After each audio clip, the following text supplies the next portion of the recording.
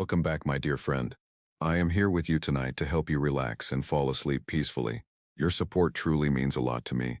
So let's try to reach 100 likes and 100 comments. You can leave any comment you like. I appreciate every bit of your support. Thank you from the bottom of my heart.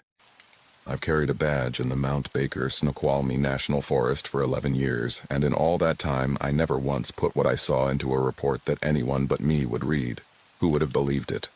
My supervisor would have pulled my radio and my truck keys before lunch. My sister would have started calling every night with that careful voice people use on the mentally ill. So I kept it behind my teeth and I did the job, and I told myself the forest was only a forest and that tired men see tired things. I almost got away with believing it. Then came last September, and after last September there was no getting away with anything. It began the way 100 other days had begun, with a radio call at 6:40 in the morning and coffee going cold in the cup holder. A 9-year-old girl named Iris Delgado had walked away from her family's camp near Cutthroat Basin sometime before dawn. Her father woke up to an empty sleeping bag and a tent flap unzipped from the inside. They searched the loop trail themselves for 2 hours before they called it in, which is normal, and which always costs us. Missing kids are not rare. That's the thing visitors never understand. Every summer we lose a handful, and almost every time the story ends the same boring, blessed way. Some 6-year-old is found 90 minutes later asleep under a huckleberry bush 800 feet from the picnic table, sunburned and furious about it. You learn to hold two thoughts at once. You move like it's life and death, and you expect a happy ending. And most of the time, you get one. That morning, I got paired with Danny Okafor. Danny had been with the district 7 weeks, 24 years old, from Tacoma, biology degree, laminated the trail maps himself, even though we all told him they came laminated. He wore his uniform like a man who still couldn't believe he'd been given one. He asked questions constantly and wrote the answers in a little green field notebook, and I liked him more than I let on, because when you're 38 and 11 years in, a person who is still delighted by the job is either annoying or medicinal, and Danny was medicinal. They gave us the northeast quadrant, up where the trail dissolves into a scramble and the old growth closes over you like a hand, Douglas fir and western hemlock, some of them 400 years standing, and beneath them a floor of moss and rotted deadfall that eats sound. At 9 in the morning down there it's dusk. You get these thin shafts of light coming down through the canopy sharp as blades, and everything between them is green-black and cool. You done a missing child search before? I asked him. Only the drill at Academy, he said, the one with the mannequin in the culvert. Forget the drill. The drill is a straight line. Kids aren't a straight line. I pushed a limb aside and held it for him. 9 years old, she'll go downhill because downhill is easy, and she'll go toward water because water is loud and interesting, and when she gets scared, she'll get small. Look low. Look under. Half the finds I've made, I was looking at eye level and walked right past a kid the size of a backpack. Look low, he repeated, and I heard the pen. Don't write it down, just look low. We worked a grid for 2 hours. I called her name until my voice went raw, and Danny called it in that clear, young, carrying tone that goes further than mine ever did. And between calls, we listened to the forest do what it does. Water somewhere, wind in the high branches making a sound like a highway. A varied thrush that would not shut up. Ordinary. At around 11:30, the thrush stopped. I want to be precise about this because it's the first thing I noticed, and I noticed it before I noticed anything else, and every single time since it has been the warning. The bird stopped mid-note. Then the wind sound went, not a fade, a cut, like a hand over a speaker. Danny took 2 more steps, and then he stopped too, and I watched his shoulders come up around his ears. Owen, he said, why is it quiet? Inversion, I said, which is a real thing and which was not what was happening. Cold air pocket. Sound does weird stuff in the drainages. He looked at me. Even 7 weeks in, he knew when he was being handled. That's when we heard the man. It wasn't a shout. It was a low, wet, rhythmic sound, and I thought at first it was an animal in distress, a deer with its leg broken. We went toward it at a jog, down a slope thick with vine maple, and about 200 yards on we came into a small opening where a blowdown had punched a hole in the canopy, and there was a man lying on his side in the ferns. He was maybe 60. He wore a wool shirt and canvas pants and 1 boot. His face and his hands and the whole front of his shirt were dark and stiff with dried blood, and there was fresh blood too, bright, coming from somewhere I couldn't see yet. He was rocking slightly, and the sound he was making was counting. 16, he said. 16, 16, 16. Danny went down beside him and started doing everything right, exactly the way they teach it, and I got on the radio and called it in, and dispatch came back asking for coordinates, and I gave them, and they said 30 to 40 minutes for the helicopter because of the canopy and the wind. All of that part is normal. All of that part I've done a dozen times. The man's left hand was missing 3 fingers, not torn. That's the thing I keep coming back to. I've seen chainsaw wounds, and I've seen what a bear does, and I've seen a man who lost a hand to a winch cable. This was none of those. The fingers were gone at the base, and the cuts were flat and clean and slightly angled, all 3 at the same angle, like someone had laid his hand on a board and drawn a line and followed it. In his good hand he was holding a length of chain. It wasn't a dog chain or a toe chain. It was made of long, straight steel links, each one maybe 8 inches, connected by little brass rings, and every 10th link had a small brass tag stamped with a number. I didn't know what it was then. I know now. It's called a surveyor's chain, a gunter's chain, and they stopped using them somewhere around the 1920s when steel tapes got cheap. 66 feet, 100 links, and 4 of them make a furlong and 80 of them make a mile, and every property line in this country was drawn by men dragging one of those things through the brush. He had about 11 links of it. The rest was broken off. He held it against his chest the way you'd hold a photograph. "Sir," Danny was saying. "Sir, can you tell me your name?" The man stopped counting. He turned his head and looked at me, not at Danny, who was touching him, who had a hand on his shoulder, but past Danny, at me, and his eyes were clear. That's what I want you to understand. There was no confusion in them at all. He measured her, he said.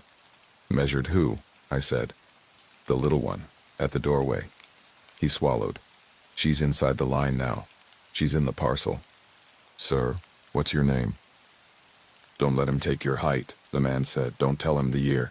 His hand tightened on the chain until the links creaked. He asks polite. He's very polite. Then his eyes rolled up and he started counting again. 16, 16, 16. And about 8 minutes later the helicopter found the hole in the canopy and they got a basket down and took him out. And Danny sat back on his heels in the bloody ferns with his hands shaking and laughed the way people laugh when they're not amused, and I told him he'd done well, and I meant it. We found nothing else that day. 206 people worked that search over the next 4 days. Dogs, drones, a thermal flight, volunteers from 3 counties, the Delgado's entire enormous family walking the roads with photographs. Iris Delgado was not found. No pack, no shoe, no candy wrapper, no scat with anything in it, no drag mark, nothing. In 11 years, I have never seen a search area that clean. You always find something, even if it's somebody else's something. We found nothing at all. And here's the first piece that broke me, and it broke me quietly, weeks later, when I finally went looking for it. There is no record of the man with the chain. I filed my report. Danny filed his. The helicopter crew logged a hoist extraction. But the hospital in Bellingham had no admission that matched, and neither did Everett, and neither did Harborview, and the flight crew's log had the hoist and had our coordinates and had a patient weight, and had, in the space for patient identity, the word unknown, and then a second entry, an hour later, that I have read probably 500 times. Patient not aboard on landing. See incident report. There is no incident report, I've asked.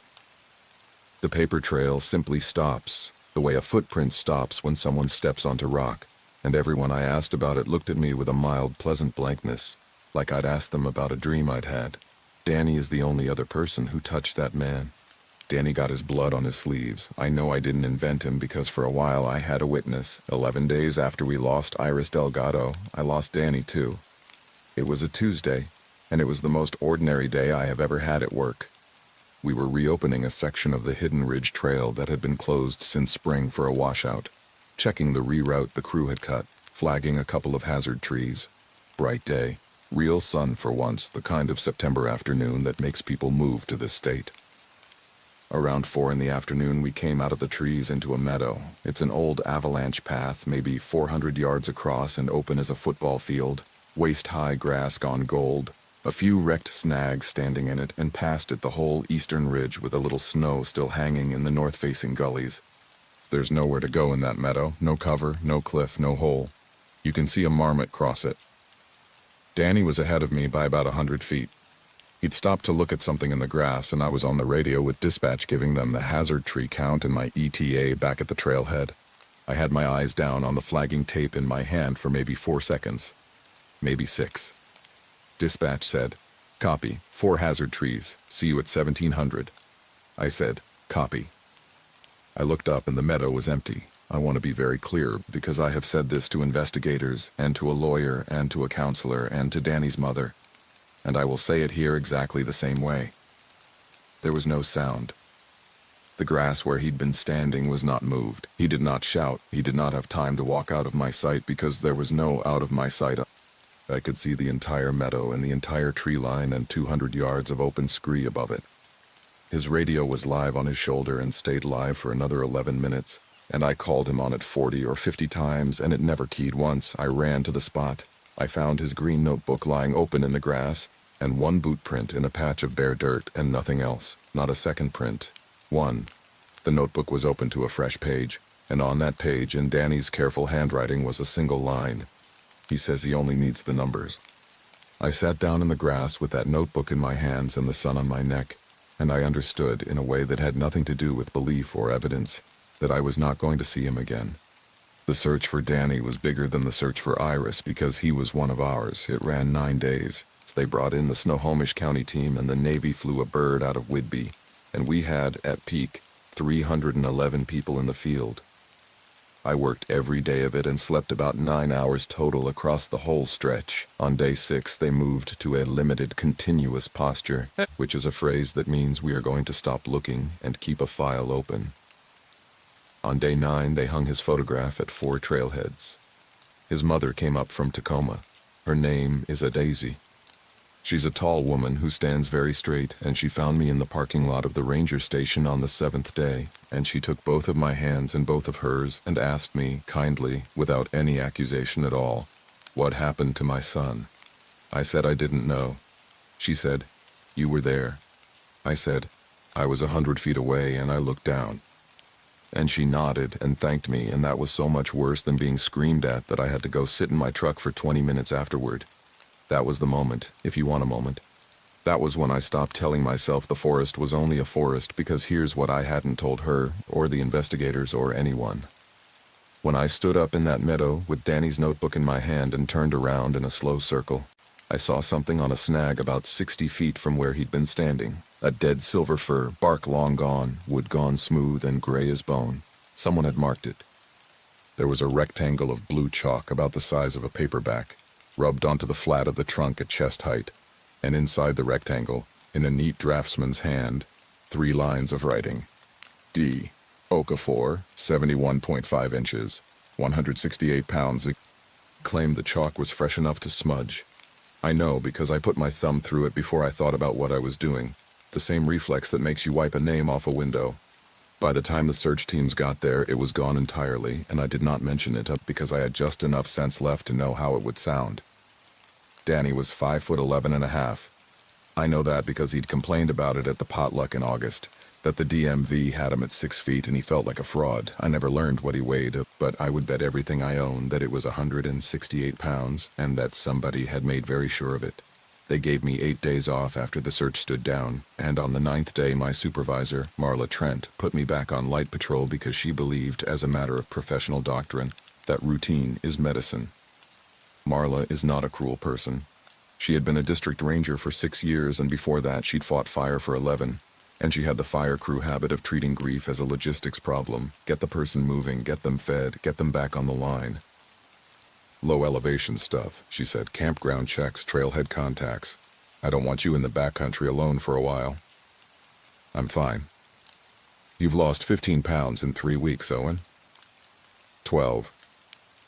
She looked at me over her glasses. Campground checks. So for 2 weeks I checked campgrounds.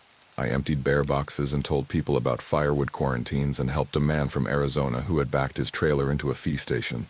It was fine, and every night I went home to a rental cabin outside concrete with a dog named Ruff, who I'd inherited from a retiring ranger, and I sat on the porch and listened to the dark and did not sleep much. On the 8th of October, I heard the phone. I was doing a walk-through of the Boulder Creek campground, which was closed for the season, which meant it was just me and about 40 empty sites and the sound of the creek. Off the sea loop, there's a spur that goes down toward an old picnic shelter the Forest Service stopped maintaining in the 90s.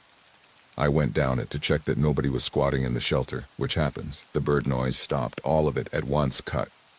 And then a telephone started ringing, not a cell phone, not a ringtone.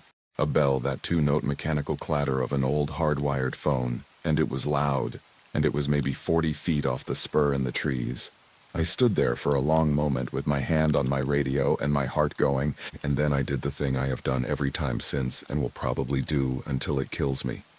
I went and looked. There was a payphone bolted to a western red cedar.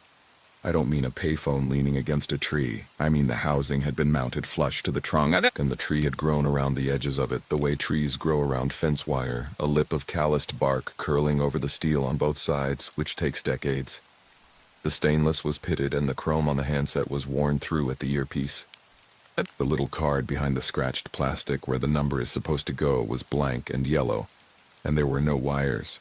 Not a conduit, not a stub, not a hole in the bark where a line had rotted out. Nothing went into that phone, and nothing came out of it. It rang 11 times while I stood there. I counted because counting was the only thing my brain would do. On the 12th, I picked it up.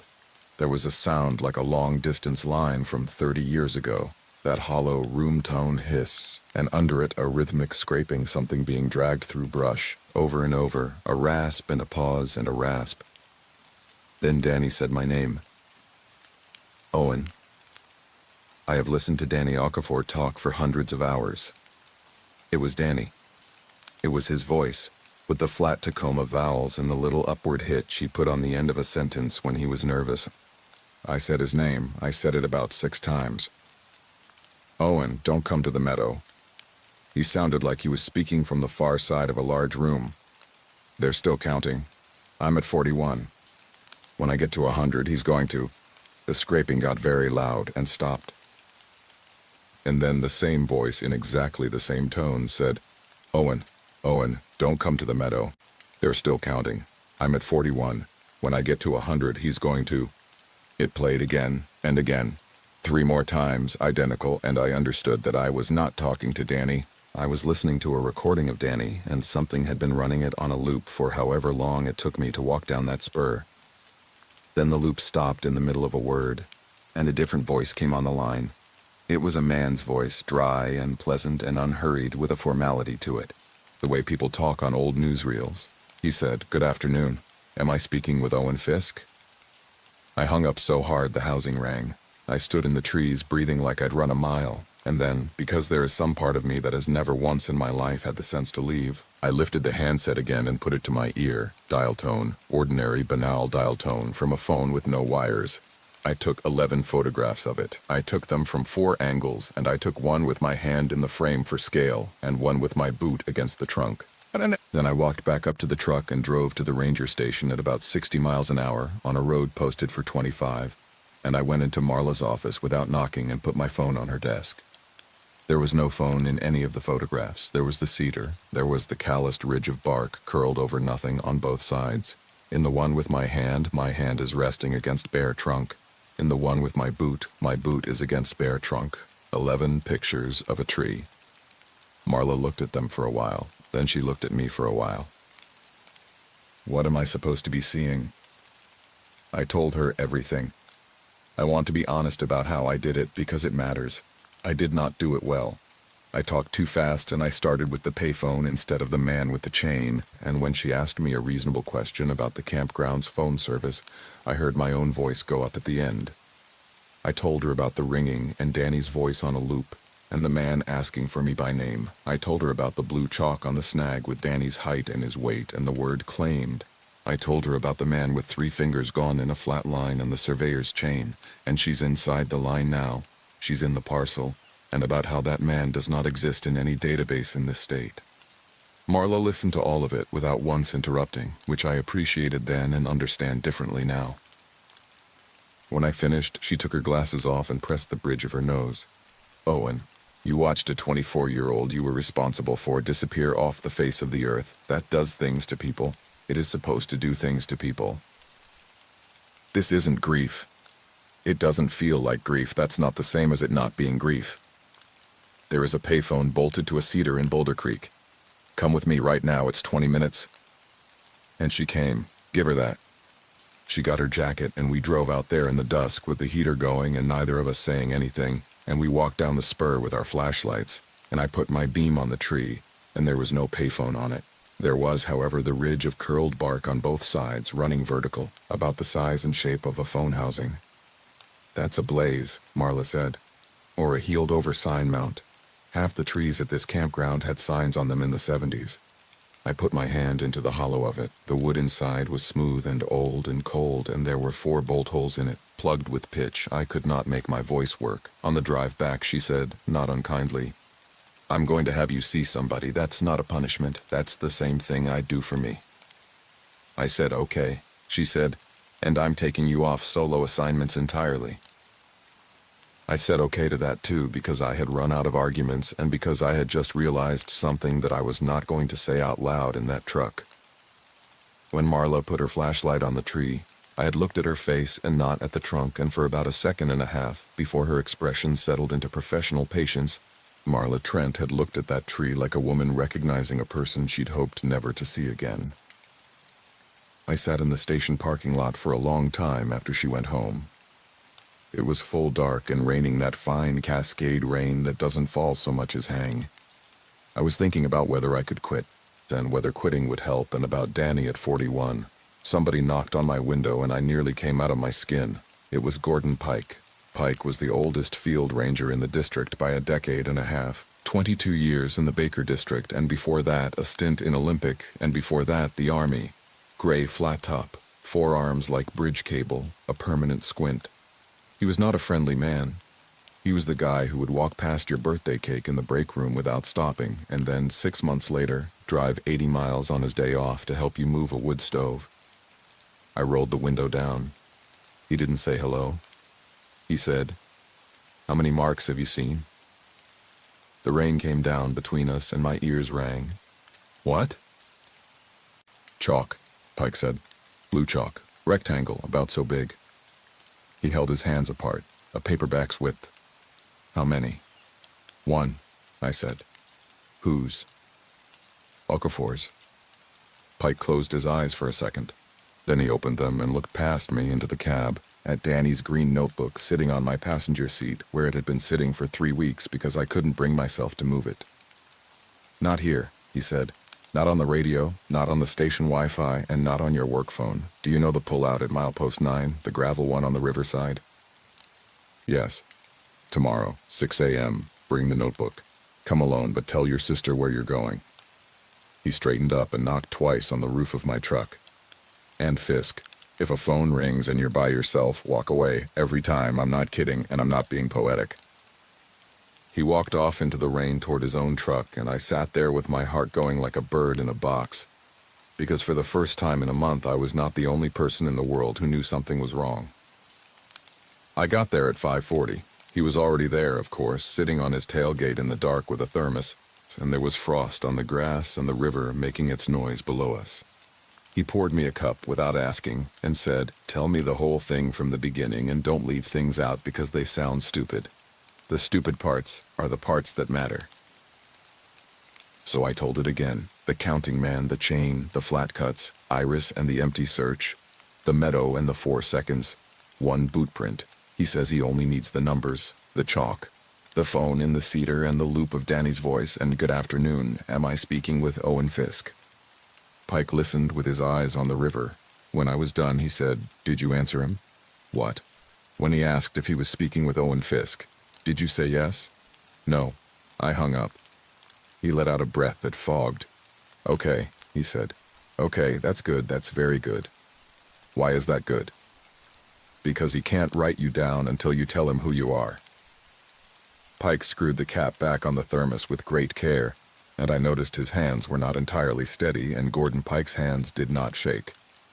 "You've been in these woods 11 years, and you've seen one mark. I've been here 22, and I've seen 68. I've got photographs of 9 of them, and in 6 of those photographs there's no chalk, and in 3 there is, and I have never once been able to figure out what makes the difference." I said, "What is it?" "I don't know what it is." "What do you know?" "I know what it does," Pike said. "It surveys." He got a folder out of his cab. Not a file folder, one of those old accordion things with a cloth tie, swollen fat, the cardboard furry at the corners. He set it between us on the tailgate, but he kept his hand flat on top of it like it might go somewhere. "In 1961, he said, "the Forest Service ran a boundary and timber survey through the whole Sauk-Suiattle drainage, 6 men, 2 crews, June to October. It's a completely routine piece of history. You can read the report in the archive in Cedro Woolley. I have chains, transit, plane table, the whole 19th century kit, because that's what a field crew still used up here in 61 when the terrain ate everything modern." "Okay." 5 of them came back in October. Pike looked at me. "All 6 of them are in the group photograph taken in November." I didn't say anything. "The 6th man is listed on the roster as E. Wren, party chief. There's no personnel file, no hire record, no pay record, no next of kin. He signed 41 pages of field notes in beautiful engineer's lettering, and every single map that came out of that survey is accurate to within a foot, which for 1961 in that terrain is not possible." Pike undid the cloth tie. "And starting in the spring of 1962, people in this drainage began to go missing at about 4 times the rate they had before. It has never gone back down, not once in 64 years. He opened the folder. Inside were photocopies, and photographs gone orange with age, and index cards and Forest Service forms in 6 different obsolete formats, and a stack of green-covered logbooks held together with a rubber band that had melted into the cardboard. On top of it all was a single sheet, a photocopy of a page of field notes, and in the upper corner in that beautiful draftsman's hand was a column of names, and beside each name a height, a weight, and a date, and at the bottom the same word, over and over. Claimed, claimed, claimed. "Now," said Gordon Pike, "you're going to want to look at page 14, and then you're going to want to hit me, and I'd appreciate it if you didn't." I looked at page 14. It was a list of 11 names in that same hand. Some of them I recognized from missing persons flyers I'd seen laminated at trailheads my whole career. Some meant nothing to me. 3 of them were rangers. The 8th name on the list was Owen Fisk. Beside it, 73 inches, 190 pounds. Beside that, a date. The date was 4 months from then. I didn't hit him. I got off the tailgate and walked about 20 feet down the gravel toward the river and stood there in the cold with my hands on top of my head, like a man being arrested, and Pike let me do it, and when I came back he'd poured me more coffee. "That's a copy," he said.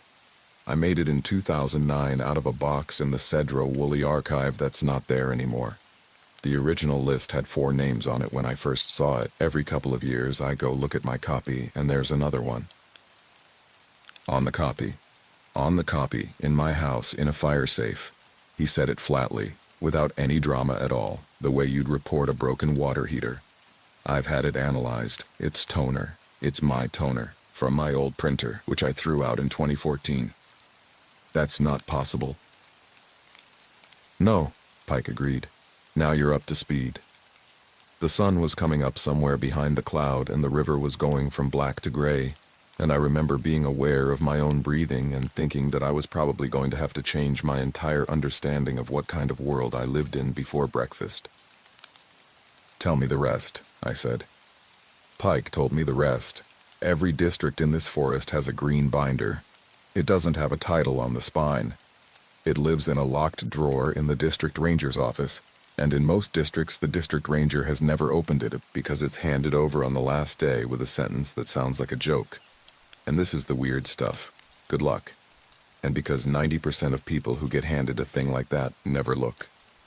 Inside are the non-standard terrain reports, that is the actual phrase, NSTR. It exists on a real form, a 1974 vintage carbon triplicate, with real boxes for date, location, personnel present, and description of the anomaly, and a checkbox at the bottom that says referred to regional office, and nobody Pike has ever met knows what regional office it goes to. He has filed 19 of them. He has never received a response to a single one, and every one of them has come back to him stamped received, in red, in a stamp that isn't kept anywhere in the district. The rule, the actual written policy at the front of the binder, is 3 lines long. 1. Document. 2. Report to senior staff only. 3. Do not discuss with the public, with junior personnel, or with media. That's it, said Pike. That's the whole institutional response of the United States government to this. Fill out the form. Don't scare the tourists. How many people know? In this district, Marla, me, Ed Sandoval before he retired, and Ed drinks now, so figure that in. There's a guy in Darrington, a trails foreman name of Cruz, who knows more than any of us and won't talk about it. He shrugged. And you, as of last night, congratulations, you're in the club, and the club has no meetings and no dues and no point. Marla knows. I thought about her face in the flashlight beam. Marla stood in front of that cedar and told me it was a sign mount. Marla's protecting you. Marla's lying to me. Yes, Pike said, both. Then he gave me the rules. Not the policy, the rules. The ones that don't exist on paper, that got assembled over 60 years by people who mostly did not survive assembling them, and passed down the way you'd pass down a knot or a knife sharpening technique. Pike recited them from memory in order, and I wrote them in Danny's notebook on the page after his last entry, and I have carried them since. 1. When the noise stops, stop. Not the wind, the birds go first, and they go all at once, and you have between 10 and 90 seconds. Whatever you were about to do, don't. Go back the way you came, and go back exactly the way you came. In your own tracks, too. Never say your full name out loud in the field, not to a hiker, not into a radio, and not to yourself. Use your first name or your call sign. He needs a name he heard you say. 3. Never give a measurement.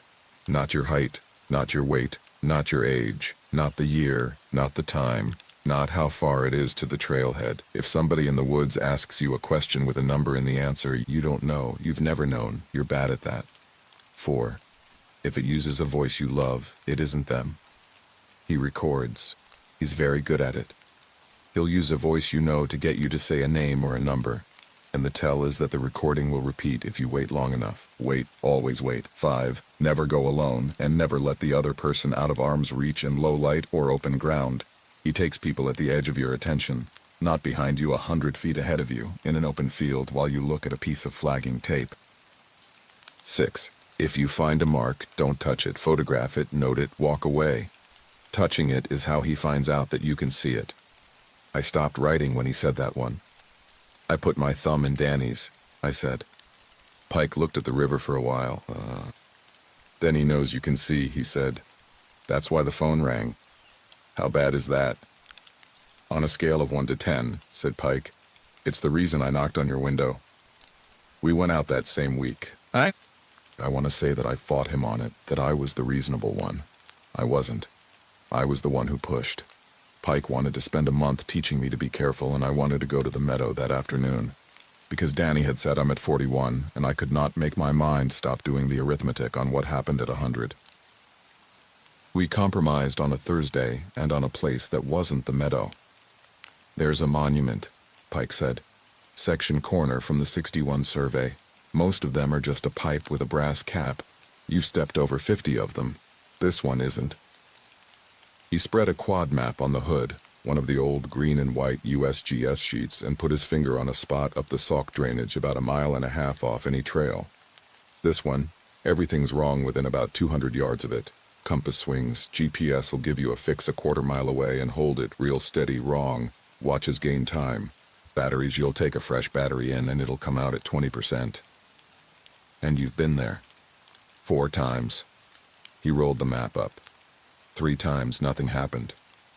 And the 4th? The 4th time was 2017, Pike said, and that's the one where I stopped being a man who thought he might be having a stroke. We went in on foot from a decommissioned spur road, up through second growth so dense it was like walking through a car wash, and then over a bench into old timber where it opened out underneath and got quiet in the ordinary way. 2 hours in, Pike moved like a man half his age in that economical fireline shuffle that eats miles. and he stopped every 8 or 9 minutes and stood absolutely still and listened, and I did the same. At about 11, he stopped and pointed at my sleeve. "Say the time." I looked at my watch, 11:04. He held up his own. It said 11:22. "They matched at the truck," he said. "Keep going. Tell me every time it changes." By the time we got there, my watch had gained 31 minutes. The monument was in a clearing, not a natural one. I've seen 10,000 acres of this forest, and I can read a gap. Blowdown gaps have wreckage in them. Burn gaps have snags and fireweed. Avalanche paths run uphill, downhill in a stripe. This was a circle about 90 feet across, with a hard, clean edge, and inside the circle nothing was growing but moss. Not a shrub, not a seedling, not a fern. Just a floor of moss like green velvet laid over the ground, absolutely level, and in the exact center a stone pillar about 4 feet high. It was granite, and there is no granite in that drainage.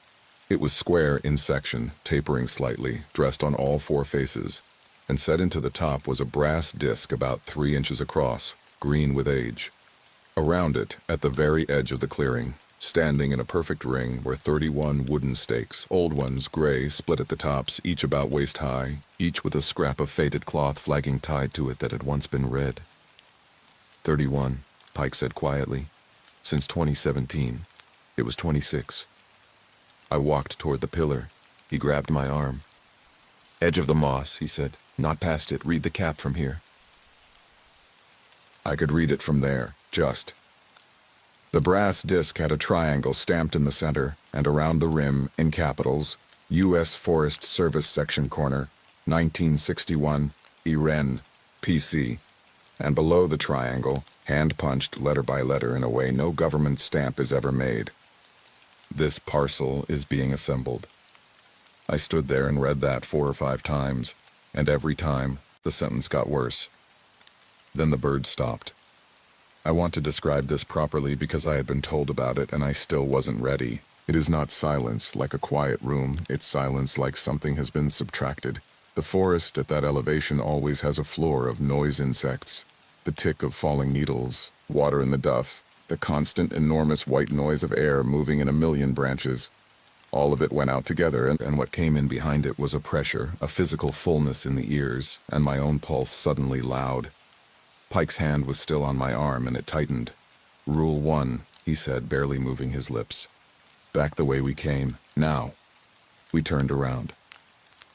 There was a man standing in the trees about 40 feet behind us. He was on the far side of the clearing edge, in among the trunks, and he was perfectly still, and I did not see him arrive. He wore a field uniform of the old style, a wool shirt the color of wet sand, a canvas cruiser vest with a dozen pockets, dark trousers, and caulked boots. On his head was a brimmed hat with a leather band. Over one shoulder was a coil of chain, the same steel and brass chain the dying man had been holding, and in his right hand, resting on his shoulder like a rifle, was a tripod with a brass instrument folded against it. He was somewhere between 40 and 60. He was clean-shaven. His face was symmetrical in a way faces are not, and his eyes were pale, not blue, pale like a thing that has no color, like ground glass held against the sky. There was nothing monstrous about him at all. That was the worst part. If you passed him at a trailhead, you would think, hell of a costume. He tipped his hat. Actually tipped it, 2 fingers on the brim. "Good morning," he said in that dry, pleasant newsreel voice. "Gordon, it's been a while." Pike said nothing. His grip on my arm was like a clamp. "You've brought a colleague." The man's eyes came to me, and I felt them arrive, the way you feel a sunbeam cross your face. "I don't believe we've been introduced. Every single thing in me wanted to say my name. I want you to understand that." It was not that I had to resist temptation. It was that saying my name felt like the next breath, like the obvious and courteous and correct thing, and not saying it required a physical effort like holding a door shut against wind. Pike's fingers ground into my arm, and that was the only reason I made it. "He's nobody," Pike said. "Everybody's somebody, Gordon. That's rather the point of the work." The man in the sand-colored shirt planted his tripod butt first in the moss, and the 3 feet of it went in with 3 soft sounds. "How is your knee?" Pike didn't answer. "You should have it seen to. There's a fellow in Mount Vernon." He unfolded the legs of the tripod with an unhurried economy. The way a man does something he's done 50,000 times. Now, since you've come all this way and since your colleague has been so kind as to make himself visible to me, perhaps we can be efficient. May I take your height?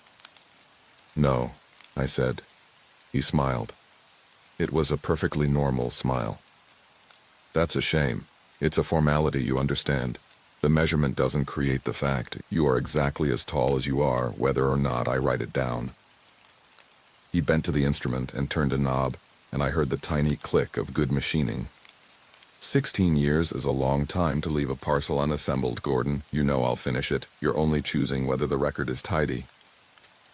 Where's Okafor? Pike said. Inside the line. Where's the Delgado girl? Inside the line. He straightened and looked at us both with something that in a human being would have been patience. There's no cruelty in this. I want you to know that. I don't hurt anyone. I don't hunt. I have never in my life taken a thing that wasn't within the boundary. I simply establish where the boundary is. I said, and my voice came out about an octave off. Then let them go. Let what go? He seemed genuinely puzzled. The parcel includes what stands upon it. That is what a parcel is. The chain over his shoulder shifted with a soft ringing. You may leave, he said. You know the way. Pike pulled me backward and we went, and I will be ashamed until I die of how fast I went. Behind us, very clearly, over that pressurized silence, I heard a small metallic click, and then a sound I have since learned belongs to a plumb bob being lowered, and then his voice, quite conversational, reading out numbers to nobody. 73 even, call it 190, date to follow. We didn't speak for the first 40 minutes of the walk out. Pike set a pace that had me sucking air, and every so often he'd stop dead and listen and then start again without a word. It was only when we came down off the bench into the second growth and the tree frogs started up the ordinary, stupid, beautiful noise that he slowed down and let me catch up beside him. He got my numbers, I said. He had your numbers in 1961, Pike said. That's the part you have to sit with. At the truck, my watch said 3:12 and the dash clock said 1:47, and the fresh battery in my headlamp, which I had put in that morning and never switched on, was dead. Pike drove. He took the long way, down through Rockport instead of straight back, and he pulled into the lot behind a closed espresso stand and shut the engine off and sat there. Not at the station, he said, when I asked why we were stopping. Marla monitors the lot camera, and I'd rather she didn't see us talking for an hour. She's on our side. She's on the policy's side. The policy is, document, don't discuss, don't act. He rubbed his face with both hands, and for a second he looked every one of his 59 years. And in fairness to her, Owen, the last two people in this district who acted are dead. One of them's a stake in that ring. Who? Bess Aldridge, he said. 1979, and I'll get to her because you're going to need to meet the person who buried her, and I need you sober and slept before that happens. He looked at me sideways. Now, here's the part you won't like. From today, you go back to work and you act completely normal. You're joking. I've never been less funny in my life. He turned in the seat to face me. You've got two clocks running now, his and theirs. His clock I can't do much about. Theirs I can. The second Marla decides you're a danger to yourself, you're on administrative leave, and the second you're on leave you lose your radio, your access, your keys, your legal reason to be in that drainage, and your health insurance, and then you're a civilian standing at a trailhead with a folder full of photographs of trees. You'll be exactly as useful as every other person he's taken. I didn't say anything. So you're going to do campground checks, Pike said. And you're going to go to your counseling appointments and say the words processing and sleep hygiene, and you're going to eat, because you look like hell, and in the meantime you and I are going to work this like a case, quietly, slowly, off the books. He said 4 months. He said a date to follow. That's not the same. Pike started the engine. And Owen, 68 marks. 68 in 22 years, and I'm still here. I've been on that list twice, and I've come off it twice. It can be done. It costs, and I'll tell you what it cost me when you've had some sleep, but it can be done. That is the only genuinely hopeful sentence anybody said to me that entire autumn, and I held on to it like a rail. I tried to do what he said. I did try. For about 3 weeks I was a model employee, I checked campgrounds and closed gates and wrote citations for dogs off leash. I went to a counselor in Burlington named Renee, who was good at her job, and I lied to her fluently and hated myself for it, and she wrote acute stress reaction, ROPTSD, and recommended 8 sessions. I ate 3 meals a day with the enthusiasm of a man filling out paperwork. I gained back 4 pounds, and underneath that, every night, Pike and I worked. He'd photocopied the whole accordion folder for me, 61 pages, plus the logbooks, and I read all of it at my kitchen table with Ruff asleep on my feet, and I made a map. Here's what the map showed. The 1961 survey established what the field notes call the Outer Traverse, a closed polygon of roughly 11,000 acres in the upper drainage. Wren's own notes describe it as a preliminary boundary, to be refined.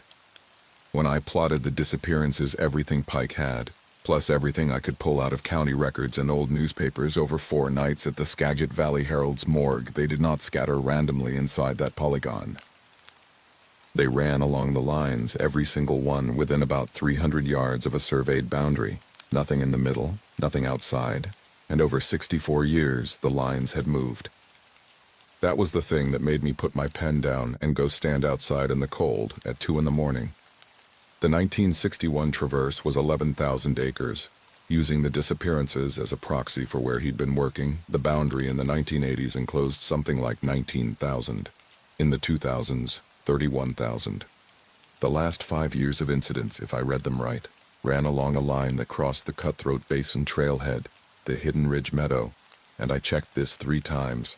I measured it with a ruler, and then I measured it again with a piece of string the eastern edge of the Boulder Creek campground, about 40 feet from a certain western red cedar.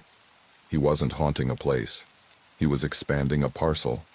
Slowly, patiently, at a pace of roughly 400 acres a year, the way a glacier is patient, and every person who went missing was a corner stake in a line he was pushing outward.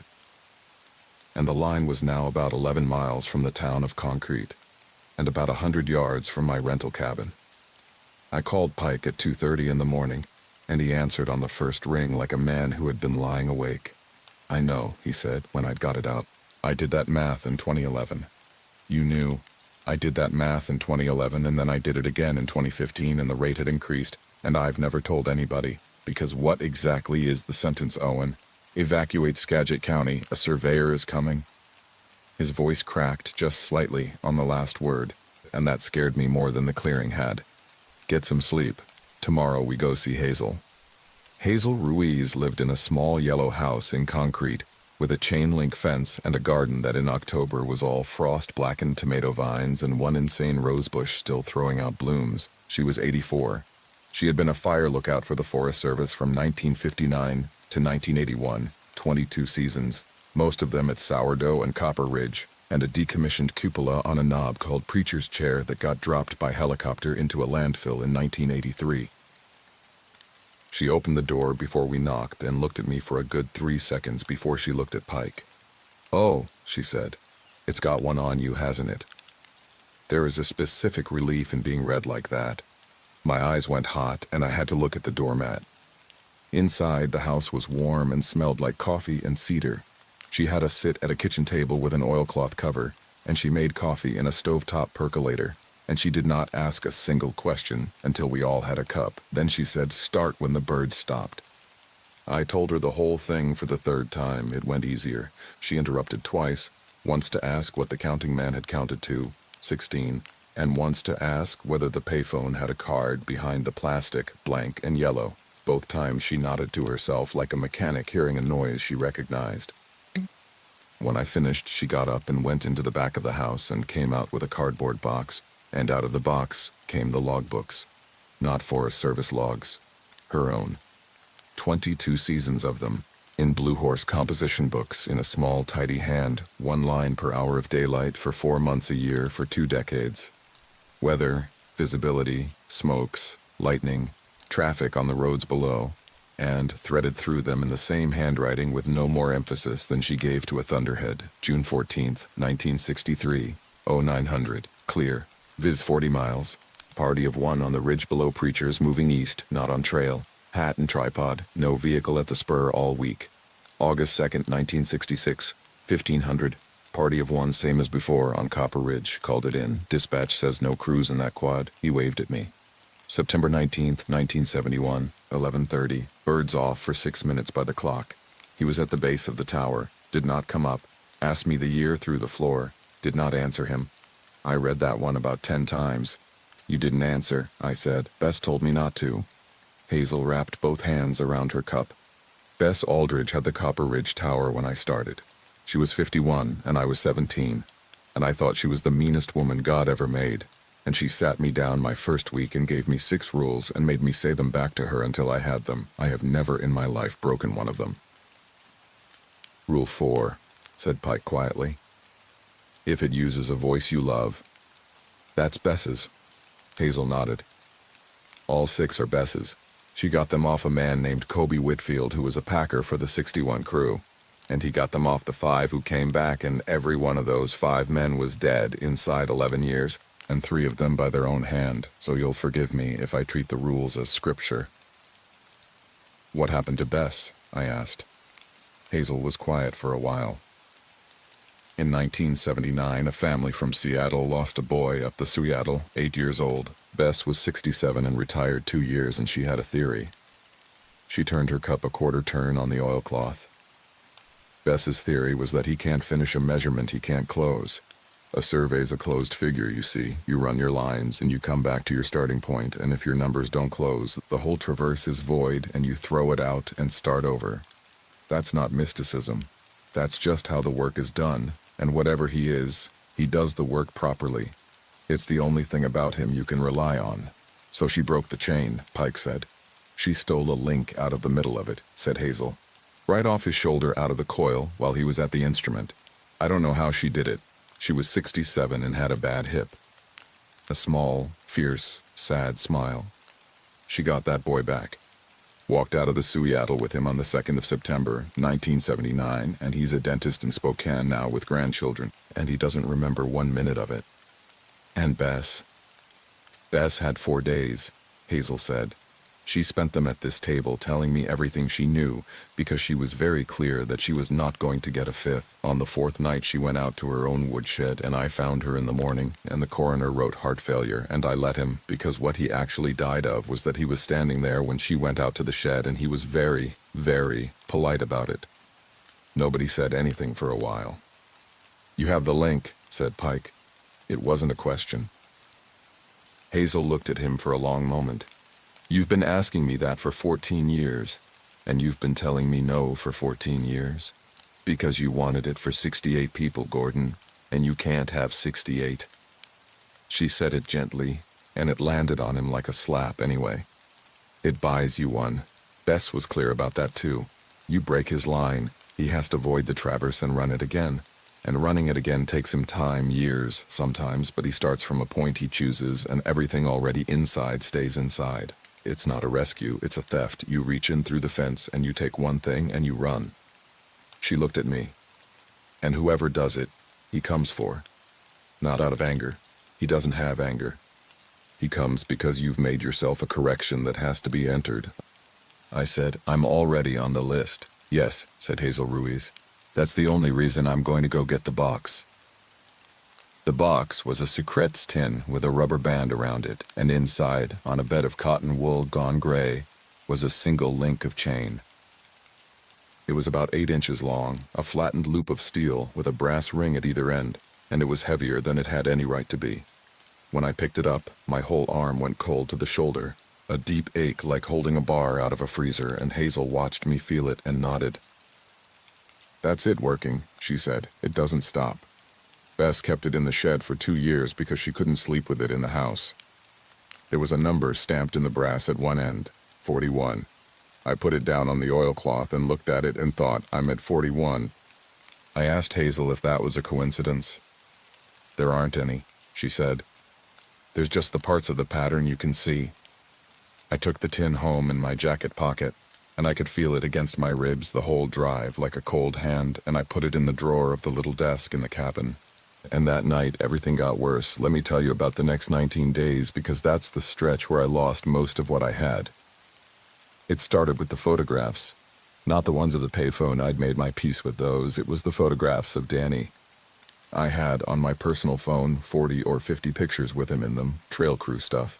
A group shot from the August potluck with everyone squinting into the sun. A dumb one he'd taken of himself in my truck's side mirror with the caption "Company Vehicle, Company Face." On the 11th of November, I went to look at the potluck picture and Danny wasn't in it. The gap was there. That's what I can't get past. The picture was not seamless. There was a Danny-shaped interval between Marla and the seasonal from Michigan, and in that interval you could see the corner of the picnic table and a stretch of gravel that in every version of that photograph I had ever looked at was blocked by a young man in a green shirt holding a paper plate. Everyone else's posture was arranged around an absence. Marla was leaning slightly away from nothing. 22 of the 49 were like that. The mirror selfie showed my truck and my mirror and no reflection at all, just the reflected gravel of the lot. I sent that one to Pike. He called me 11 seconds later. "Don't look at them again," he said. "Delete them or give me the phone and I'll put it in the safe. I'm serious. Every time you look, you're checking, and every time you check, you're proving to yourself that you can see." And he responds to being seen. "How is that different from documenting? Your whole system is documenting." "Because I document once and put it away," Pike said. "You've looked at that potluck picture how many times today?" I did not answer that because the honest answer was about 40. Then it got into the cabin. Ruff started it. He was a 9-year-old shepherd mix with a gray muzzle and the emotional range of a doorstop. And around the 15th of November, he stopped sleeping on the bed and started sleeping in the bathtub. At about 2 every morning, he'd get up and go stand in the hallway facing the front door, not barking, not growling, just standing there with his ears up, wagging slowly the way he did when he heard my truck in the drive. He was greeting somebody, every night, for 9 nights. On the 6th night I got up and stood behind him and looked at what he was looking at, and there was nothing but a door, and through the little window in the door, the porch, the rail, the black wall of the trees, and a hat. Just the crown of a hat, in the dark, at the bottom of the window, at about the height of a man standing on the second step, motionless, for the 11 or 12 minutes I stood there before I made myself go back to bed. I did not open the door. I want that on the record, because I have thought a great deal about which of my choices in this story were smart, and that is the only one I'm sure about. Then there was the campsite. On the 21st of November, Marla, trying, I think, to give me a good day, sent me up to close out the walk-in sites at Marble Creek, which is a 2-mile hike and a nice one, and the last real assignment I got. I did the circuit, pulled the feed tubes, and on the way back down, about a quarter-mile off the trail through the trees, I saw green. It was my tent, not a tent like mine. Mine. A 12-year-old MSR with a repair patch on the fly where a marmot went through it in 2019 and a hank of orange cord I'd tied to the zipper pull after I broke the tab. Pitched under a hemlock with my pack leaning against a rock beside it and my boots outside the door, and my hat, the felt one my sister gave me, hanging on a broken branch. Everything I owned. Exactly as I would have said it, down to the direction the door faced, which is always east, which my father taught me. The door was unzipped about 6 inches. I stood there for a long time. I could hear breathing. I made myself walk over, and if you're wondering why, so am I. And the only answer I have is that after 2 months of being told I was imagining things, the idea of walking away from proof was unbearable, and I crouched down and put my hand on the zipper pull. And inside the tent a man rolled over in his sleep and sighed, and I recognized the sigh because it was mine. I did not open it. I stood up and I walked away, and I did not run, because some animal part of me was certain that running would be a decision I couldn't take back. And about 100 feet on, the birds came back and the wind came back, and when I turned around there was nothing under the hemlock but old needles and a rock. That night I checked my gear closet at home. Tent, pack, boots, hat, all there, all dry. That was the night I called my sister Beth in Olympia at 11:30. And talked to her for 2 hours without telling her a single true thing, just to hear a person. And she knew something was wrong and asked, and I said work stress, and she said, "Oh, and you've said the word fine 9 times. And I laughed and got off the phone. And it got into the job. I started losing time. Not blackouts that would almost have been easier. That's a symptom. That's something a neurologist can put in a chart. It was the other thing, where the clock is wrong in the direction that suits him. I'd leave the station at 8:05 for a 20-minute drive and arrive at 9:40. I'd write a citation, look up, and then 40 minutes would be gone with the tourist standing there patiently, as if none had passed. Twice I found myself standing at the edge of the road at the Hidden Ridge trailhead with the truck running behind me and no memory of getting out. The second time, there was blue chalk dust on my right hand. I have never found out what I marked, and people noticed. Of course they noticed. It's a small district, and I looked like a scarecrow, and I flinched when the office phone rang, which in an office is not subtle. Conversation stopped when I came into the break room. A seasonal named Tyler, who was 22 and meant no harm at all, asked me straight out if I was using something, and I said no. And he said, "Okay, cool, and did not believe me. Renee, the counselor, stopped taking notes in our fourth session and put her pen down and said, "Owen, I want to try something. Instead of telling me what you think you're supposed to say, tell me the thing you've decided you're not going to say." And I nearly did. I got 3 sentences into the payphone and I watched her face do exactly what everyone's face does, that flicker of professional recalibration, and I stopped and said it was a nightmare I'd had, and she wrote something down, and I know what she wrote. The formal end came on a Wednesday in early December. Marla called me into her office, and there was a woman from the regional HR office on speakerphone, and there was a form on the desk turned to face my chair, and Marla did not sit behind her desk but in the other visitor chair, which is a kindness that changes nothing. "This isn't working," she said. "You know it isn't. I'm doing my job. You've been found standing in the road twice, you didn't file a single trailhead contact in 3 weeks, and then you filed 60 on a Sunday.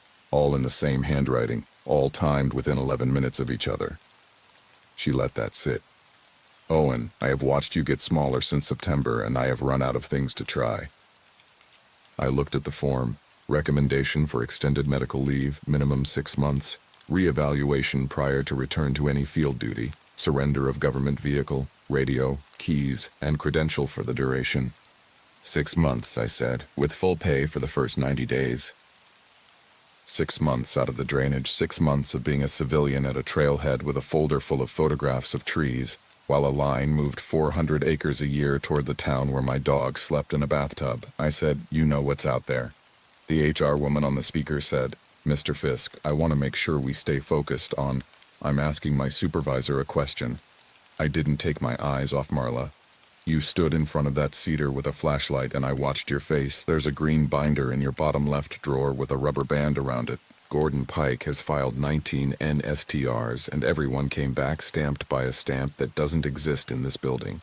You know." Marla's expression did not change at all, and she said in a voice with nothing in it, "I don't know what you're referring to."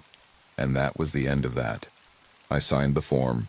She walked me out and stood in the lot while I moved 11 years of accumulated junk out of a government truck into my own. The spare boots, the thermos, the roll of flagging tape, the plastic file of blank citation books. And when I picked up Danny's green notebook off the passenger seat, she looked at it and then away. "At my truck," she said quietly. Off the record. Not looking at me. "Don't go back up there." I said, "Why not?" And Marla Trent said it. "Because I filed one in 2019, and I have never told a living soul what I saw, and I go to sleep every night knowing the only reason I'm still here is that I did exactly what the policy says." She turned to face me then, and her eyes were red. "It's not cowardice, Owen, it's the only thing that has ever worked." I drove out of that lot at 4 in the afternoon on a Wednesday, and I have never been on the payroll since. 3 days later, Gordon Pike's truck was found at the Cutthroat Basin trailhead, with both doors standing open. His pack was in the bed, his radio was on the seat on, with the battery at 20%. His thermos was in the cup holder, still warm enough for the deputy to remark on it, which put him there within the hour. There were no tracks leaving the lot in any direction, which the deputy also remarked on and then didn't put in the report. There was a rectangle of blue chalk on the driver's side windshield about the size of a paperback. It was gone by the time the county tow truck arrived at 4:15, and I never saw it. I know it was there because a 19-year-old kid working at the espresso stand in Rockport had followed the truck out of curiosity, because it was the most interesting thing to happen all week, and photographed it from 30 feet away, and posted it, and took it down 2 hours later. I saved a copy first. G. Pike, 70, in, 205 pounds, claimed. They searched for him for 11 days. I was not permitted to participate, being on medical leave, so I sat in my cabin with a dog and a Sucrets tin, and I listened to the helicopters. On the 12th day, a package came. Cedro woolly postmark mailed the morning he disappeared. Inside was the accordion folder, all 61 pages in the logbooks and a brass key to a fire safe, and a note on a torn piece of legal pad in handwriting, like a man carving wood. Owen, if you're reading this, then I got sloppy, or my number came up, and either way it's not on you. Two things. One, I've been on his list twice and I came off twice, and both times it was because somebody else went on. That's what it cost. I'm not going to explain that in a note, and I'd have told you eventually. 2. The meadow is the current north corner. He can't close the traverse without it. Whatever you do, do it there, and do it before spring. Because when the ground thaws, he starts running line again, and after that, it's another whole cycle. Don't be brave. Be quick. GP. He came to the house on the 18th of December. I'd stopped pretending to sleep in the bed by then and was doing my sleeping on the couch in the front room with the lamp on, and the shotgun I keep for nothing in particular leaning by the door, which was pure theater, and I knew it. Ruff was in his bathtub. It was raining the way it rains here in December, a steady, grinding rain that had been going 4 days. At some point, the rain stopped. Not tapered, stopped, mid-note, exactly the way the birds do. The lamp was still on. The room looked the way it always looked. The 2 chairs and the wood stove and the desk in the corner and the window with the black glass. But the air had that pressure in it, that subtracted fullness, and my ears were full of my own heart, and I sat up slowly on the couch, and I was not alone. He was sitting in the chair by the stove with his hat on his knee. The tripod was leaned against the wall by the door where the shotgun was, and the coil of chain was on the floor beside his boot, and his hands were folded, and he was looking at me with those pale, unfinished eyes and an expression of mild courtesy, like a man who has arrived somewhat early for an appointment and doesn't want to make a fuss about it. "I've let you sleep as long as I could," said Elias Wren. "We should talk while you can still hear me properly." I didn't move. I have no idea how long I didn't move. "Where's my dog?" I said. That seemed to please him. "Asleep. He and I are on good terms." He turned his hat a few degrees on his knee.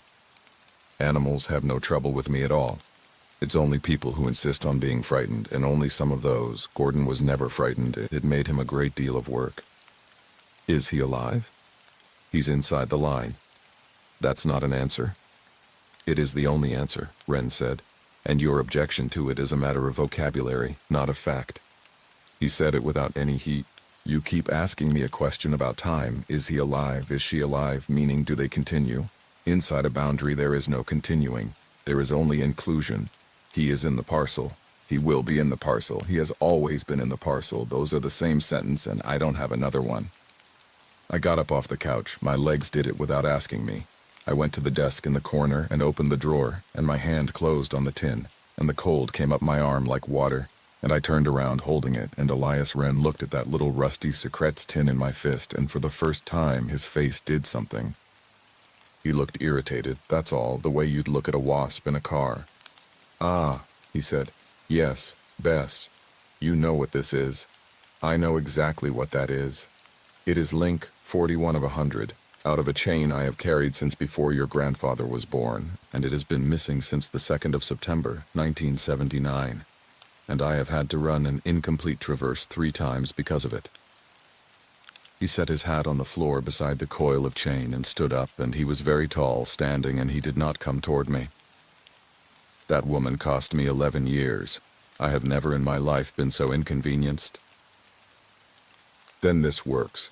"Of course it works. Everything I do is arithmetic. Arithmetic can be spoiled by anyone. A child could spoil it." He tilted his head. "Do you imagine that makes you dangerous? You could stand in a river with a bucket. It got a boy back." "It got a boy out," Wren said. "There's a difference, and Bess Aldridge understood it, and I'd hate for you to be the one who doesn't." He looked around my front room with a kind of mild professional interest, at the stove and the chairs and the map of the drainage I'd taped to the wall with 41 pins in it. "Sit down, Mr. Fisk. I've come to offer you something, and I would rather do it civilly." I did not sit down, but I stopped moving toward the door, which I suppose was the same thing.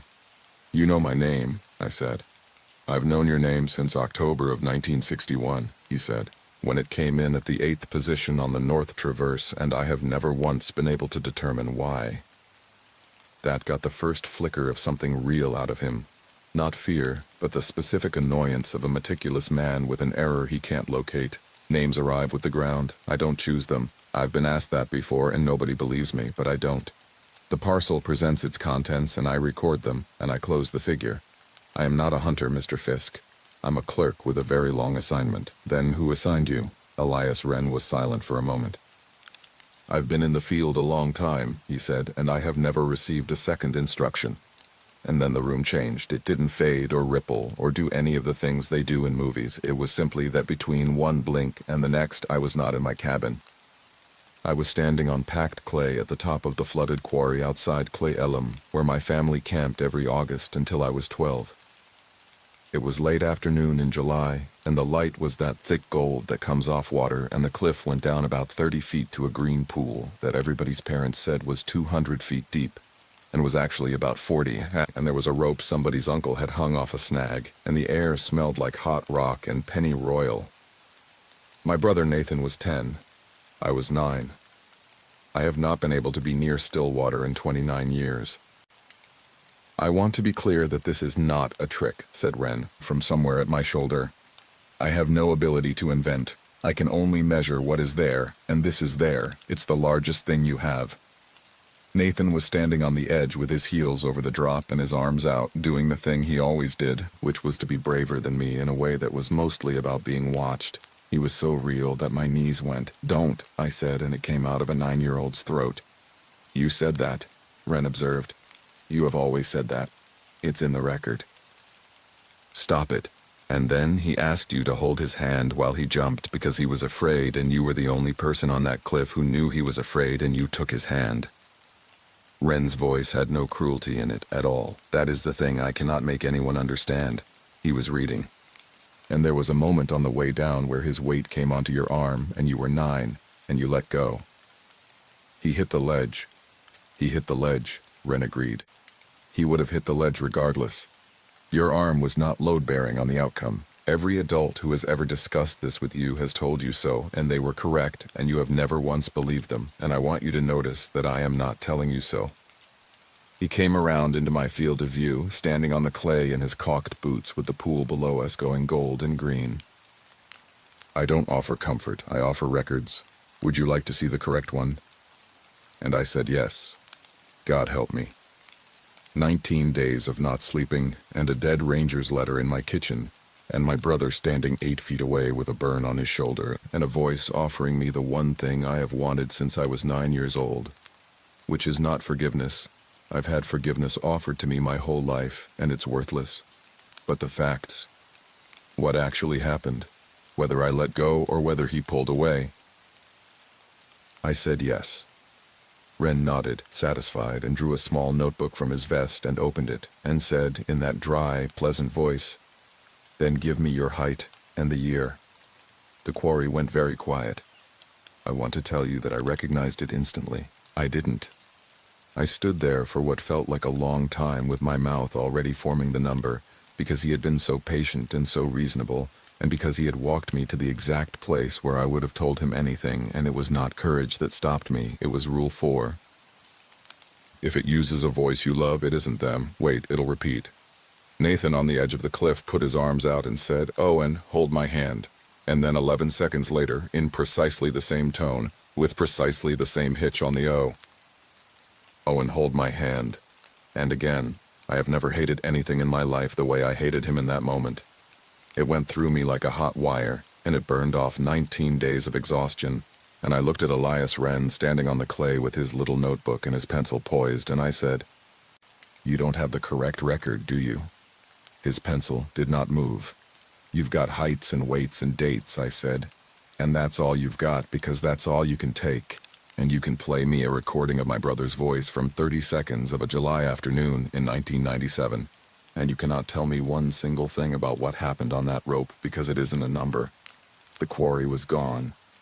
I was standing in my front room in my socks with the tin in my hand and the rain hammering the roof again like it had never stopped. He was by the door with his hat on and the tripod on his shoulder, and his face had gone smooth and empty and terribly polite, and I understood that I had not defeated anything. I had only declined to fill out a form. "73 inches," he said, 190 pounds, December current year. He opened the door onto the rain. "I had hoped to have it from you. It is neater when it's given, and there are courtesies I can extend when the record is tidy, and I would have extended them. Now it will be estimated, and estimates are provisional, and provisional entries are worked in the field." "What does that mean?" "It means I'll be seeing you at the north corner," said Elias Wren, "and it means I will not be able to be gentle about it." He stepped out onto the porch, and the rain did not touch him. And I want to be precise about that because it's the only genuinely impossible thing I saw him do all night. Everything else could have been a man in a costume in a house with a sick man in it. But I stood in my doorway and watched rain fall through the place where he was and hit the boards. Then the porch was empty. Then Ruff started barking in the bathtub and did not stop for an hour, and I sat on the bathroom floor with my arms around him until he did. I went up on the 22nd of December, the shortest day of the year, which was not symbolism. It was that I wanted the smallest possible amount of daylight to have to be inside the line, and Pike had written "be quick," and I had worked out that if I left the spur road at 7, I could be at the meadow by 10 and out by 1. I drove Beth's car because mine was known, which I understand now was superstition dressed as tradecraft. I told her I was going to Bellingham. I left a letter on my kitchen table with instructions about Ruff and about the accordion folder, and about who to give the fire-safe key to, and I have never told her it was there, and I took it out of the drawer and burned it in the stove 3 weeks later. In my pack, water, a headlamp with 3 spare batteries that I knew would be dead, a first aid kit, Danny's green notebook, a folding saw, 100 feet of paracord, and in the chest pocket of my jacket in a Sucrets tin wrapped twice in a wool sock, Link 41. Here's what I planned. It was not a good plan. Pike had said the meadow was the current north corner and that he couldn't close without it. Hazel had said Bess's method was to take a link out of the coil while he was at the instrument, and that this voids the traverse and that it buys you exactly 1. So the plan was to be at the north corner while he was working, get within arm's reach of the chain, and take a link. I had one advantage, and I knew what it was. He had told me himself, it is neater when it's given. He wanted my numbers from my mouth. It's the only thing I ever saw him want. There was frost to about 2,000 feet, and above that, 6 inches of new snow. The old avalanche path was a white bowl in a gray world, and the snags standing in it were black, and the ridge behind was gone in cloud. I came up out of the trees at 9:50 in the morning and stood at the edge of it, and it was the most beautiful and the most terrible thing I have ever looked at. And there was one line of tracks in the snow going out to the middle. Boot tracks. Caulked. Evenly spaced, absolutely straight from the far tree line to the center of the meadow, and no tracks coming back. The birds had already stopped. I don't know for how long. There had been no birds since the trees. He was in the middle, and he had the tripod set up, and he was bent to the instrument with his back to me. There were people standing in the snow. I want to do this part carefully. I have described it exactly once to Hazel Ruiz, and she made me say it twice, and I have not said it since. There were 9 of them, in a rough arc about 40 feet out from the instrument. They were standing in the snow, and they were not standing on it. There was no compression around their boots, no shadow at the contact, and the snow under them was as smooth as the snow anywhere else. They were dressed for whatever day they'd been taken on, a man in a red hunting coat with his hands at his sides, a woman in shorts and a day pack in December in 6 inches of snow. A boy of about 11 in a Sonics jersey that hadn't been sold in 30 years. Every one of them was counting. Out loud, quietly, out of sync in 9 different voices, and their breath did not fog. Danny was 4th from the left. He was in his uniform with the green shirt, and he had his notebook in his hand. And he was thinner in a way that wasn't about weight.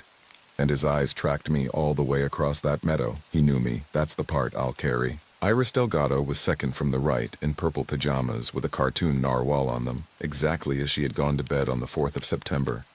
And she was 9 years old, and she was not 1 day older, and she was counting too. 88, Danny said as I came past him. 89, 90. I said his name. He kept counting. I put my hand on his arm, and it was like putting your hand on a photograph of an arm. There was contact. There was a surface. There was nothing behind it. "Mr. Fisk," said Elias Wren without turning around. You're early. I don't mean that as a compliment, it complicates the schedule. He straightened up from the instrument and turned. Behind him, out where the far tree line ran, I could see stakes going up the edge of the meadow, dozens of them, gray wood with red flagging in a line as straight as a ruler. 91, said Danny. What happens at 100? I said. The station is complete. Wren said it the way a man tells you what time the bank closes. The count is simply an occupancy record. It isn't a countdown, whatever he's told you. At 100, he becomes a corner, which is permanent, and which is a considerable improvement on his present condition. And if you have any sense at all, you'll let him have it. 92. The chain was on his shoulder, 6 feet from me, coiled, ringing softly whenever he moved. Take my numbers, I said. He went very still. Say that again. Take my numbers, height, weight, year, all of it, out of my mouth, given. My heart was going so hard I could hear it over the counting. You said it's neater. You said there are courtesies. I want one. Which? You take me and you let the girl out. Wren considered me for what felt like a minute. The 9 kept counting behind me. That isn't a trade I can make, he said at last, and I could hear him wanting to. You are already in the parcel. You've been in it since the 8th position. I cannot purchase with a coin I already hold. Then take me and the record's tidy, I said. And the girl walks out, and you're 11 acres short for 1 season, and you know what happens if you say no. What happens? I took the tin out of my chest pocket. I don't know what I expected. I think I expected him to move to lunge, to change, to become the thing that would have made all this simpler by being obviously a monster. He didn't. Elias Wren looked at that tin, and then at the coil on his shoulder, and then, unmistakably, at the line of stakes running up the far edge of the meadow. 64 years of work in a straight line, and something happened in his face that I have thought about every day since. He looked tired. You would void it, he said. Yes. You have no idea what that costs. Not me, I have nothing but time. That's the entire condition of the assignment. He gestured, a small flick of 2 fingers, at the 9 standing in the snow. Them.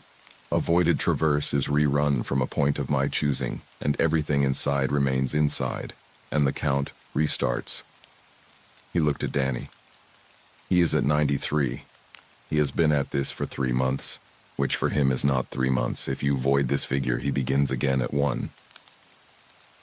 The counting went on behind me, quiet and out of sync. I stood in the snow with a rusted candy tin in my hand and understood that there was no version of this where I was the hero of it. Then take the trade, I said, my voice cracked in the middle. Take my numbers, give in tidy, and let the girl out, and Danny gets his 100, and I never touch the chain. And if I decline?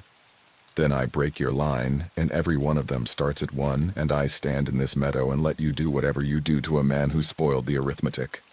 Elias Wren was quiet for a long moment. Then he said, Give me your height. 73 inches. He wrote it. Your weight. 178. It had been 190 in September, and I hadn't been on a scale since November, and I remember the small, absurd animal satisfaction of watching him have to cross something out. The year. I told him the year. Your full name, please, as given. The wind moved across the meadow, and the counting went on, and I stood there for about 4 seconds with my whole life in my mouth. Owen Michael Fisk, I said. He wrote that too. It took him a while. He wrote it beautifully. Then Elias Wren closed his notebook and put it in his vest and said, Thank you. That's the first tidy entry I've had since 1979. He turned to the arc of standing people and said it in exactly the same voice, The girl is released. Withdraw the corner. Iris Delgado stopped counting. She stood there for a second with her mouth open and her eyes going wide, and then she was standing on the snow. I watched it happen. I watched her weight arrive. I watched the crust break under her bare feet, and she made a sound I hope I never hear again from a child, and fell down. And I got to her in 3 steps and got her inside my jacket, and she was ice cold and shaking and screaming for her mother, and she was warm-blooded and alive and heavy, so heavy, a solid 9-year-old girl in my arms in the snow. 94, said Danny behind me. I turned around with the girl in my arms. Wren was folding the tripod. You should go, he said. You have about 90 minutes of useful daylight, and she has no shoes. When? I said.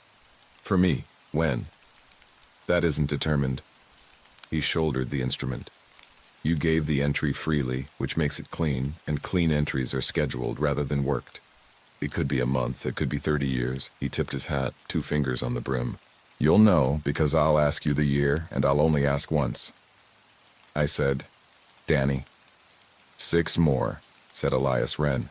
And then he's a corner, and corners are permanent. And permanent is not the worst thing in this meadow. Go, Mr. Fisk. I went. I carried Iris Delgado 2.5 miles down through the snow and the second growth and out to the spur road, and my legs gave out twice, and she cried the whole way, and then stopped crying, which was worse, and about a half mile down she said, "Is it still Thursday?" I said, "No, honey, and it's Monday." She said, "Okay," and put her face in my collar and did not speak again until the hospital. Behind us, all the way down, thin and clear over the snow, I could hear counting. Iris Delgado came out of the woods on the 22nd of December, 109 days after she went missing, 9 years old, 4 pounds lighter than the day she vanished, with no frostbite, no injury, no memory, and no shoes. You may remember the story. It was on every station in the state for about a week, and then it went national for 2 days, and the headline was always some version of Christmas Miracle, and there is a photograph of her father on his knees in a hospital corridor that I still cannot look at. I spent 11 hours with the Skagit County Sheriff's Office over the following 3 days, and another 4 with 2 agents from the FBI's Seattle field office. And I want to be honest about that too. They were right to do it. A man on medical leave for psychiatric reasons walks out of a closed drainage in December carrying a child who has been missing since September from a search area he personally worked, having told his sister he was in Bellingham. If I'd been the detective, I'd have taken me apart. I told them I found her in the meadow, that's all. I said I'd gone up because I couldn't stop thinking about the case, which was true, and that she was standing in the snow, which was true, and that I saw no one else, which was not. They looked very hard for a reason to charge me. There wasn't one.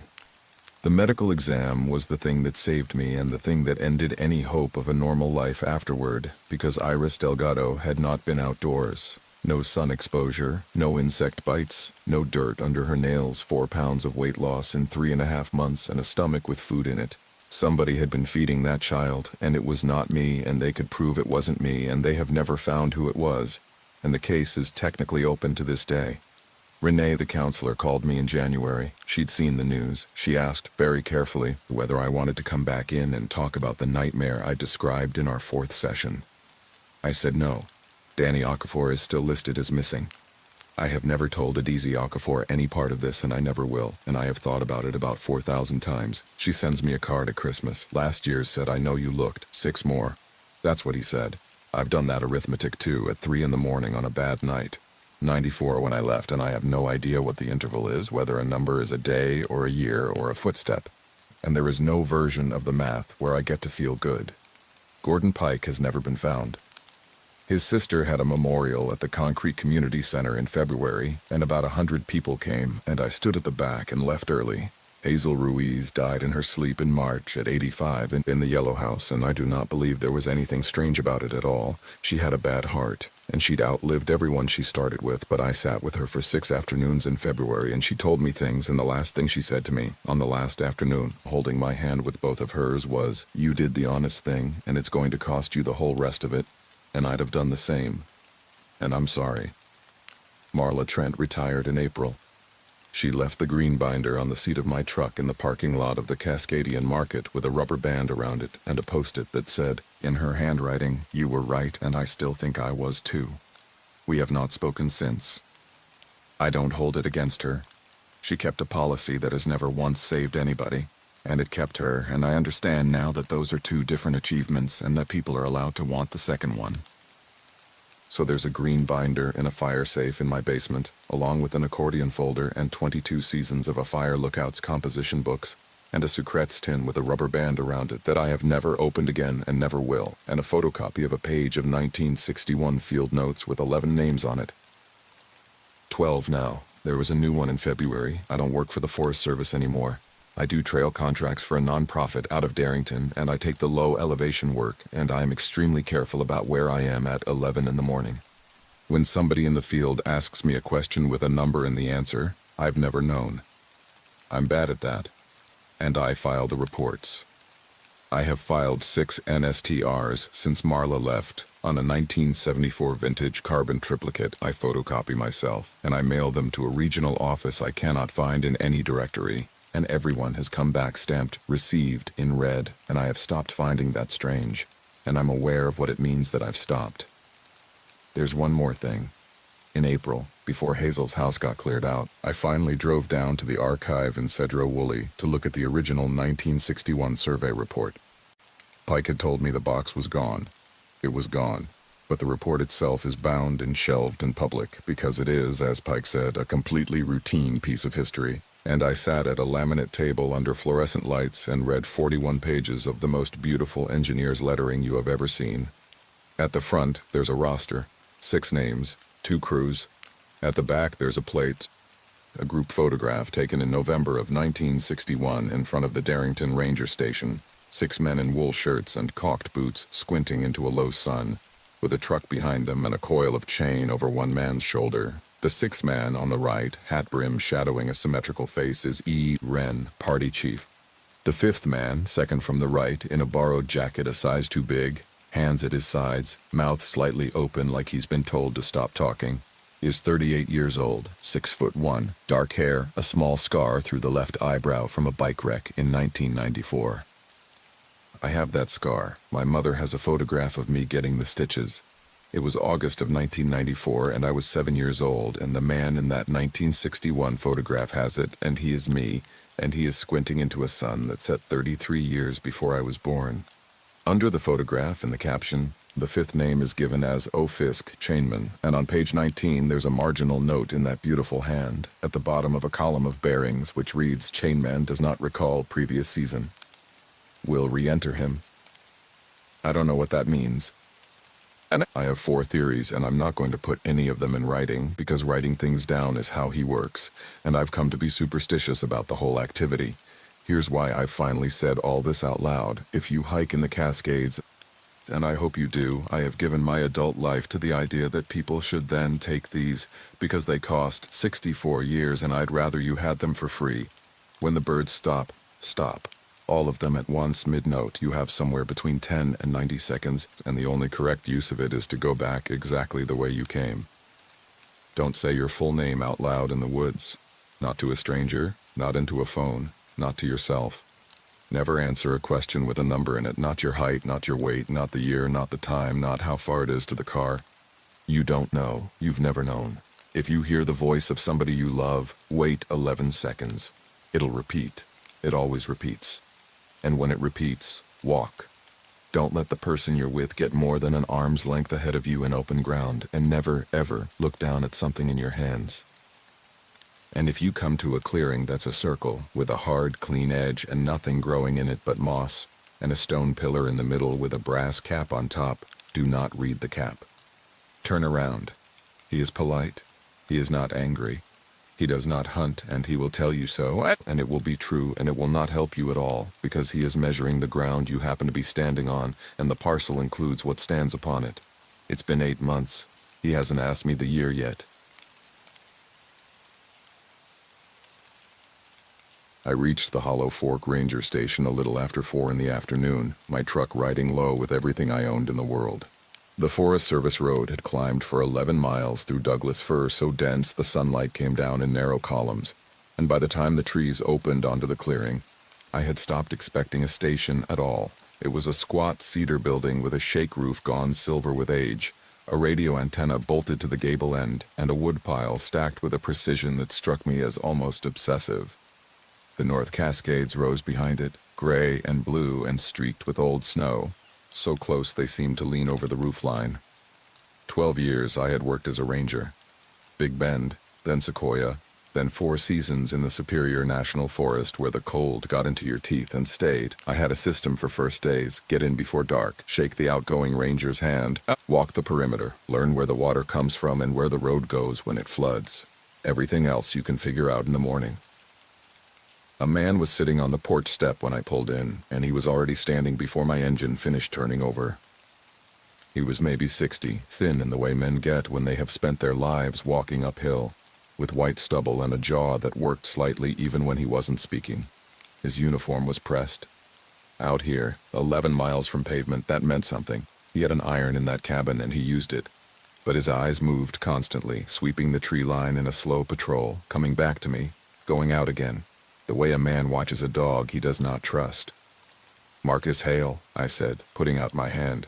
"They told you I was coming?" "They told me." His grip was dry and quick, in and out. "Elias Ward, you made good time. Sun goes behind that ridge around 7 this time of year, and I wanted us finished before then." "Finished with what?" He didn't answer. He turned and went up the steps, and I followed him inside.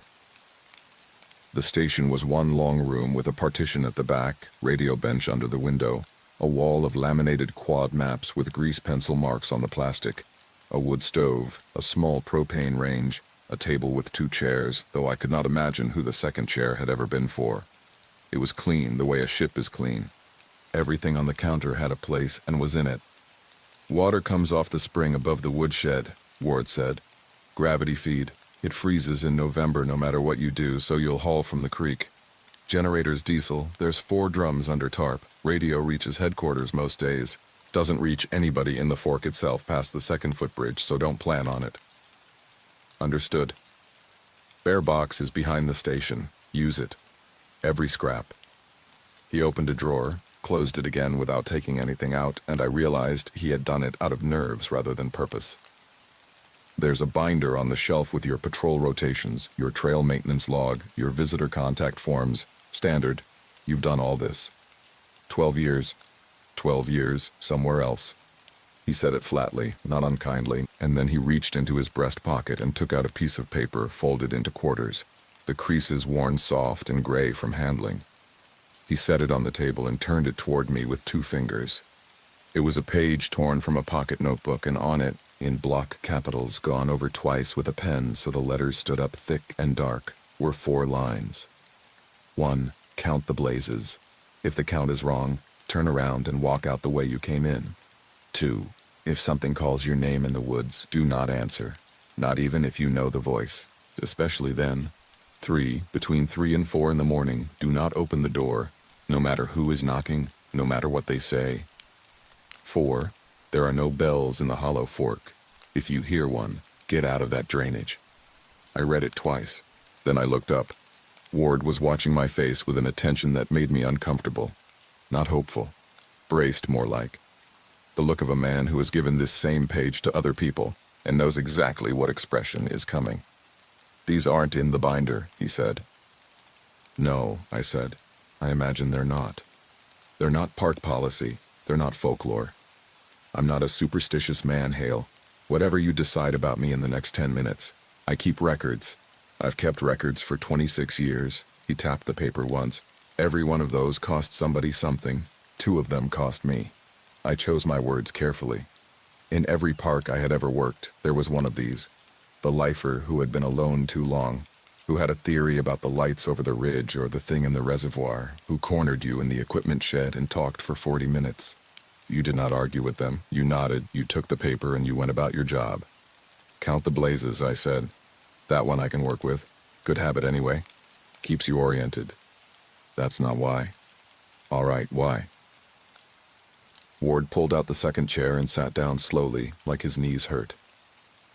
"The Hollow Fork Trail is marked with yellow diamond blazes on the trees, 1 every 100 yards or so. From the trailhead to the upper basin, there are 231 of them. I have counted them more times than I can tell you, in both directions, in every season, 231. He looked up at me. "Sometimes there are more." I waited for the rest. There wasn't any. "More," I repeated. 232, 235 once. His jaw worked. "The trail's still there. It still looks like the trail. It goes somewhere else." "Trail crews add markers," I said. "Volunteers put them up wrong all the time. I've pulled a dozen off wrong trees myself." "Then count them," Ward said. "That's all I'm asking. Count them, and if the number's wrong, turn around and walk out on your own boot prints. Cost you an afternoon. That's the whole price." He had me there in a way. It was not an expensive rule to follow. "The voice," I said, moving down the list. "It'll use somebody you love." He said it very quickly. as though he had been holding the sentence and wanted it out of his mouth. That's the whole trick of it. It doesn't call you like a stranger. It calls you like your mother in the next room. You'll hear it from off trail, always from off trail, and it will sound so ordinary that you'll answer before you think. And the second you answer, it knows where you are, and it knows you can hear it, and then it doesn't stop. Doesn't stop what?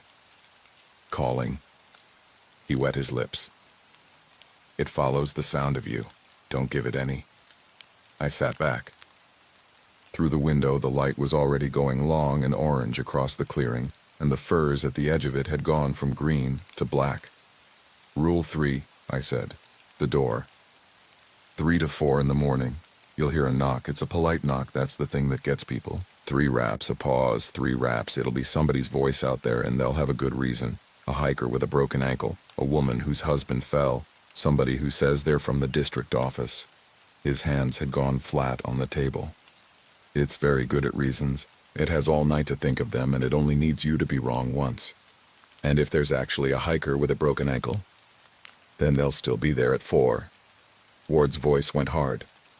You radio it in at 4. You go out at 4. In 26 years, nobody has ever died between 3 and 4 in the morning because I stayed inside. I want you to hear me say that part because you're going to be sitting in this room at 3 in the morning with somebody crying on the other side of that door, and you're going to want to have heard me say it. The clock on the wall ticked. I did not have a response that was both honest and polite, so I said nothing.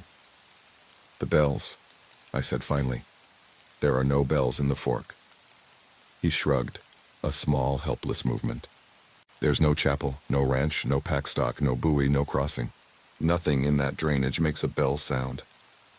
The nearest church is 31 miles down valley, and sound doesn't carry uphill through 11 miles of timber. So if you hear a bell ringing in the hollow fork, then what you're hearing is not a bell, and you need to be somewhere else before it rings the 3rd time. What happens on the 3rd? Ward stood up. He gathered a canvas bag off the counter and slung it over his shoulder, and I understood the interview was over because he had decided it was. I've told you what to do, he said.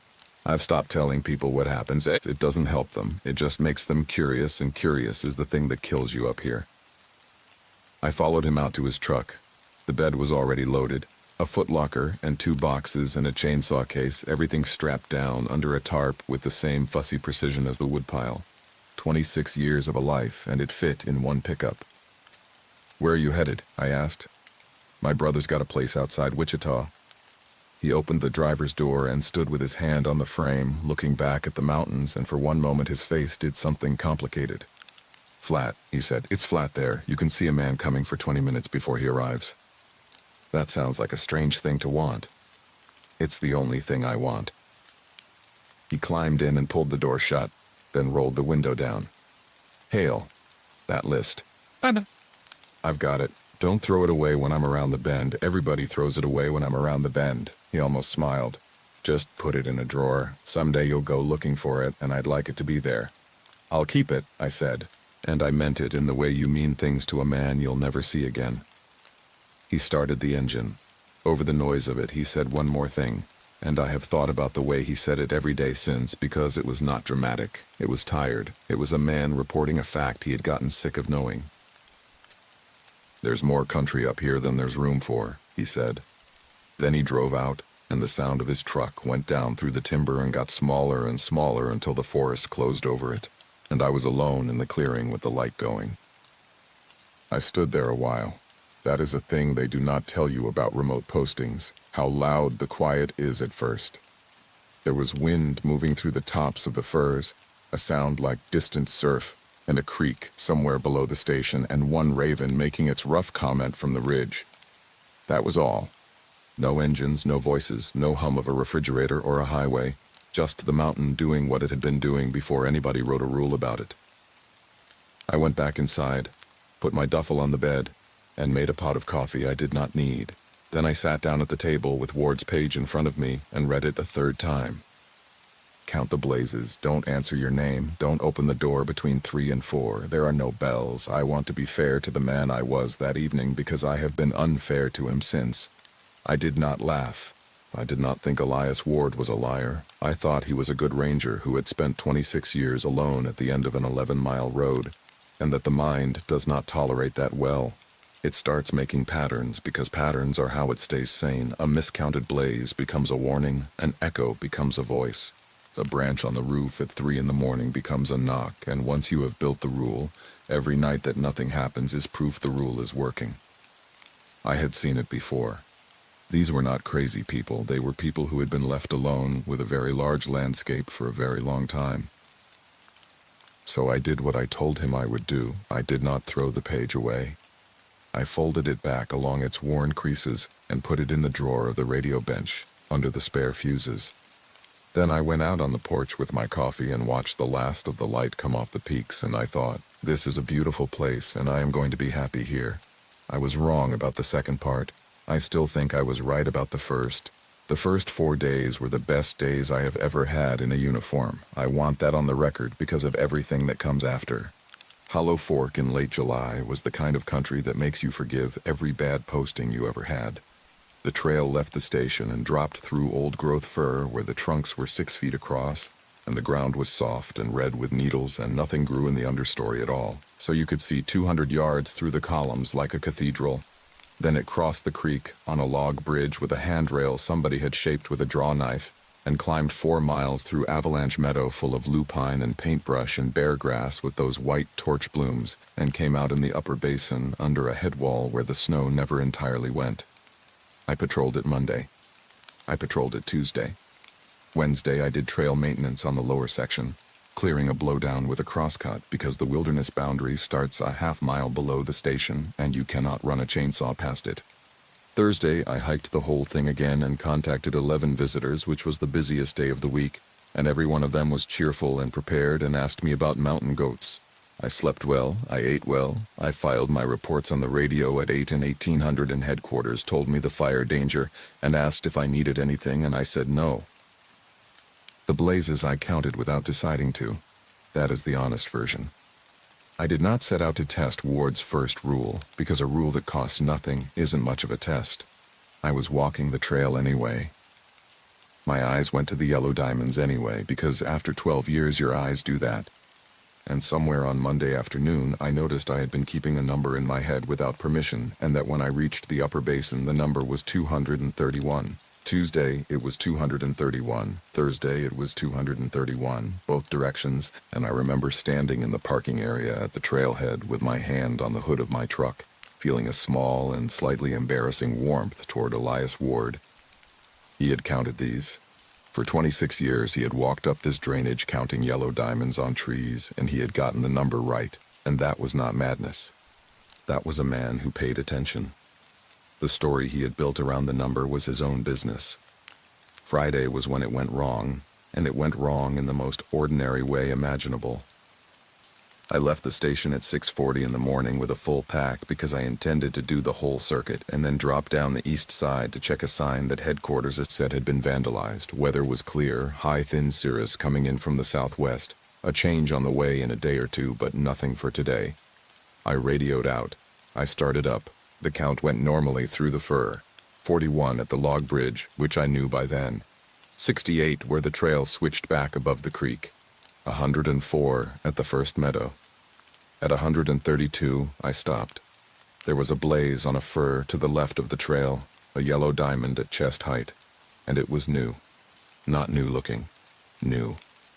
The aluminum was bright and unweathered, the nail head still silver, and there was a bead of sap running down the bark below it where the tree had been wounded within the last few days.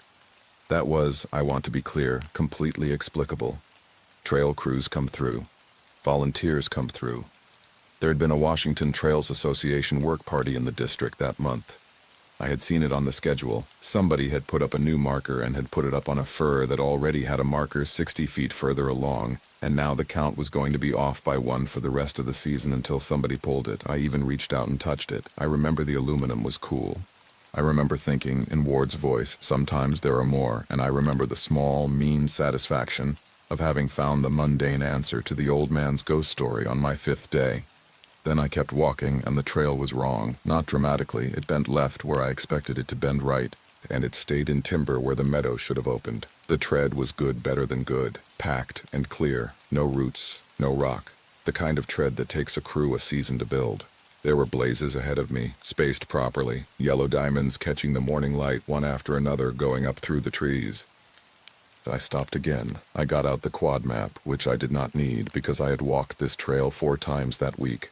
There was no junction at 132 blazes. There was no second trail in the Hollow Fork drainage at all. There was one trail. It was the only reason the station existed. I turned around to look back the way I had come. The trail behind me was there. It went back down through the trees, well graded, marked, exactly as substantial as the trail in front of me.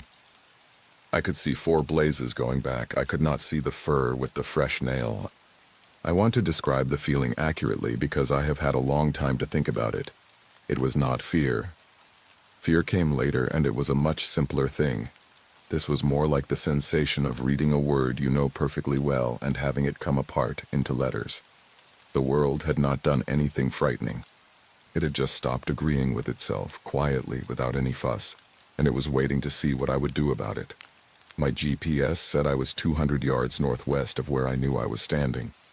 My compass worked fine, which somehow made it worse. North was north.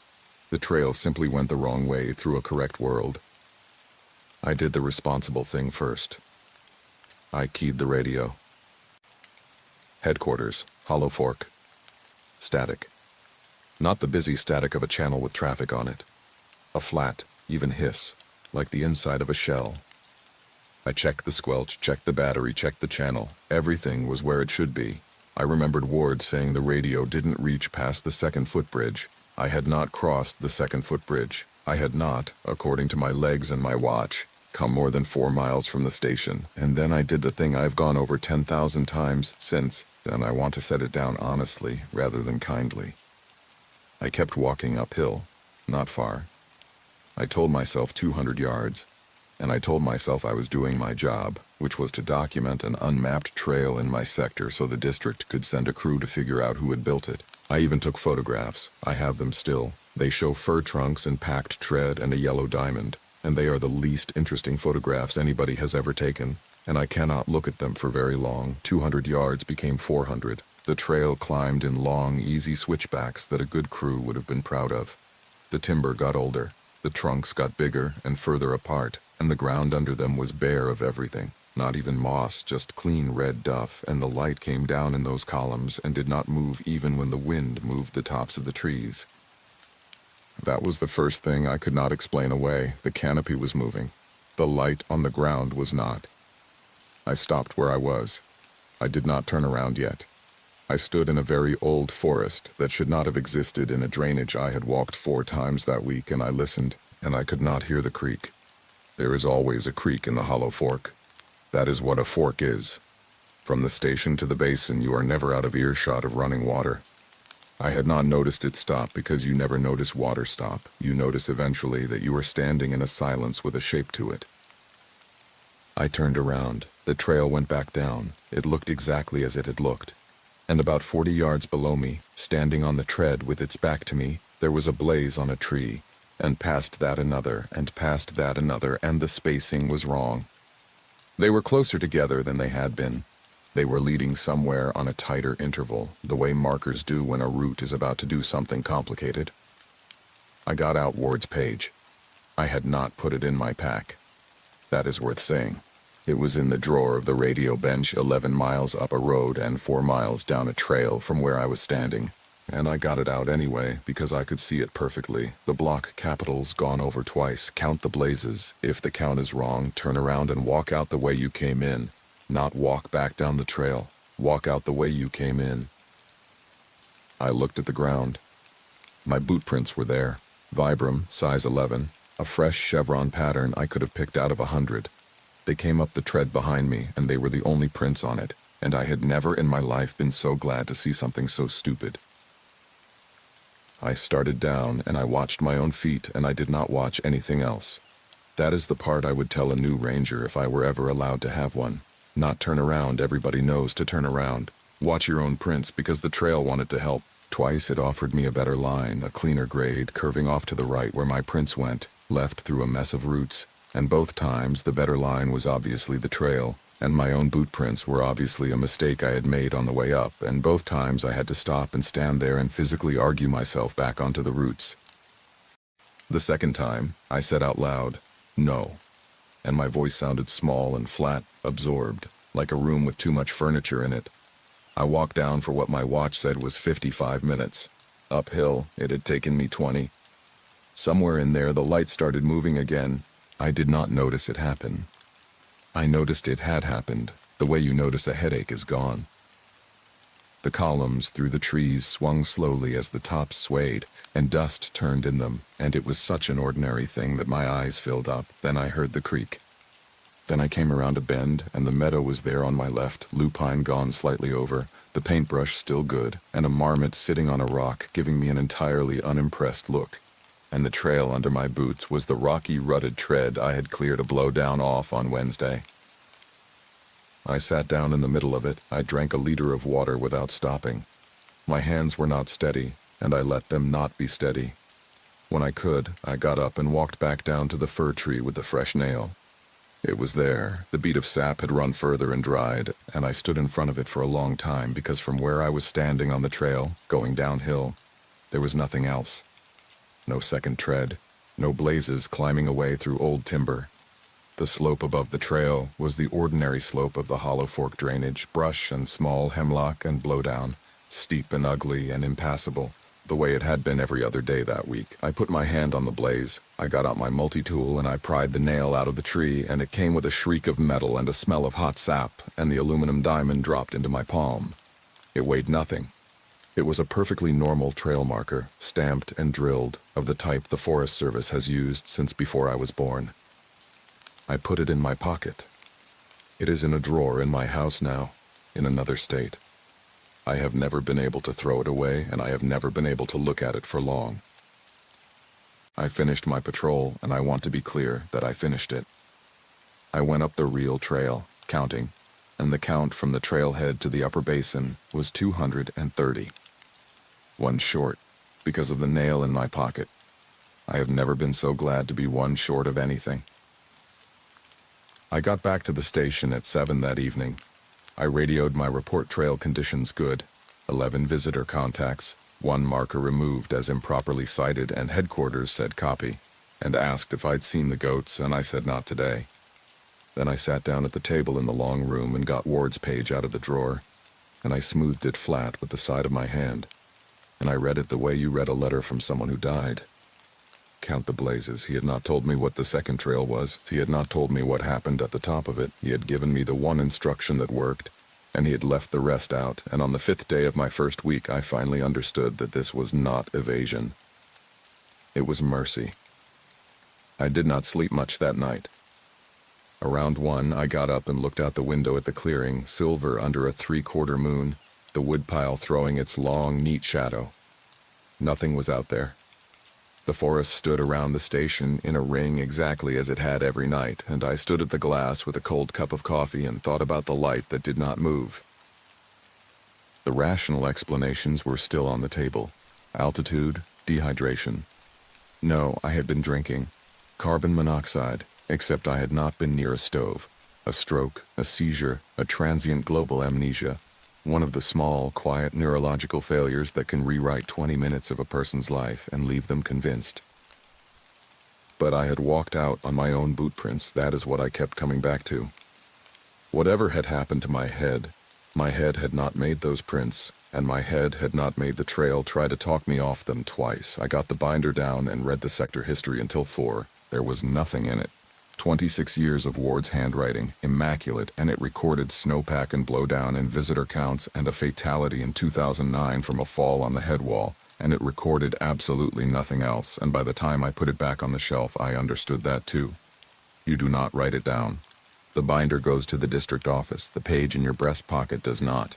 I put Ward's list in my breast pocket the next morning, and I have to tell you that I felt slightly foolish doing it, which is its own kind of miracle.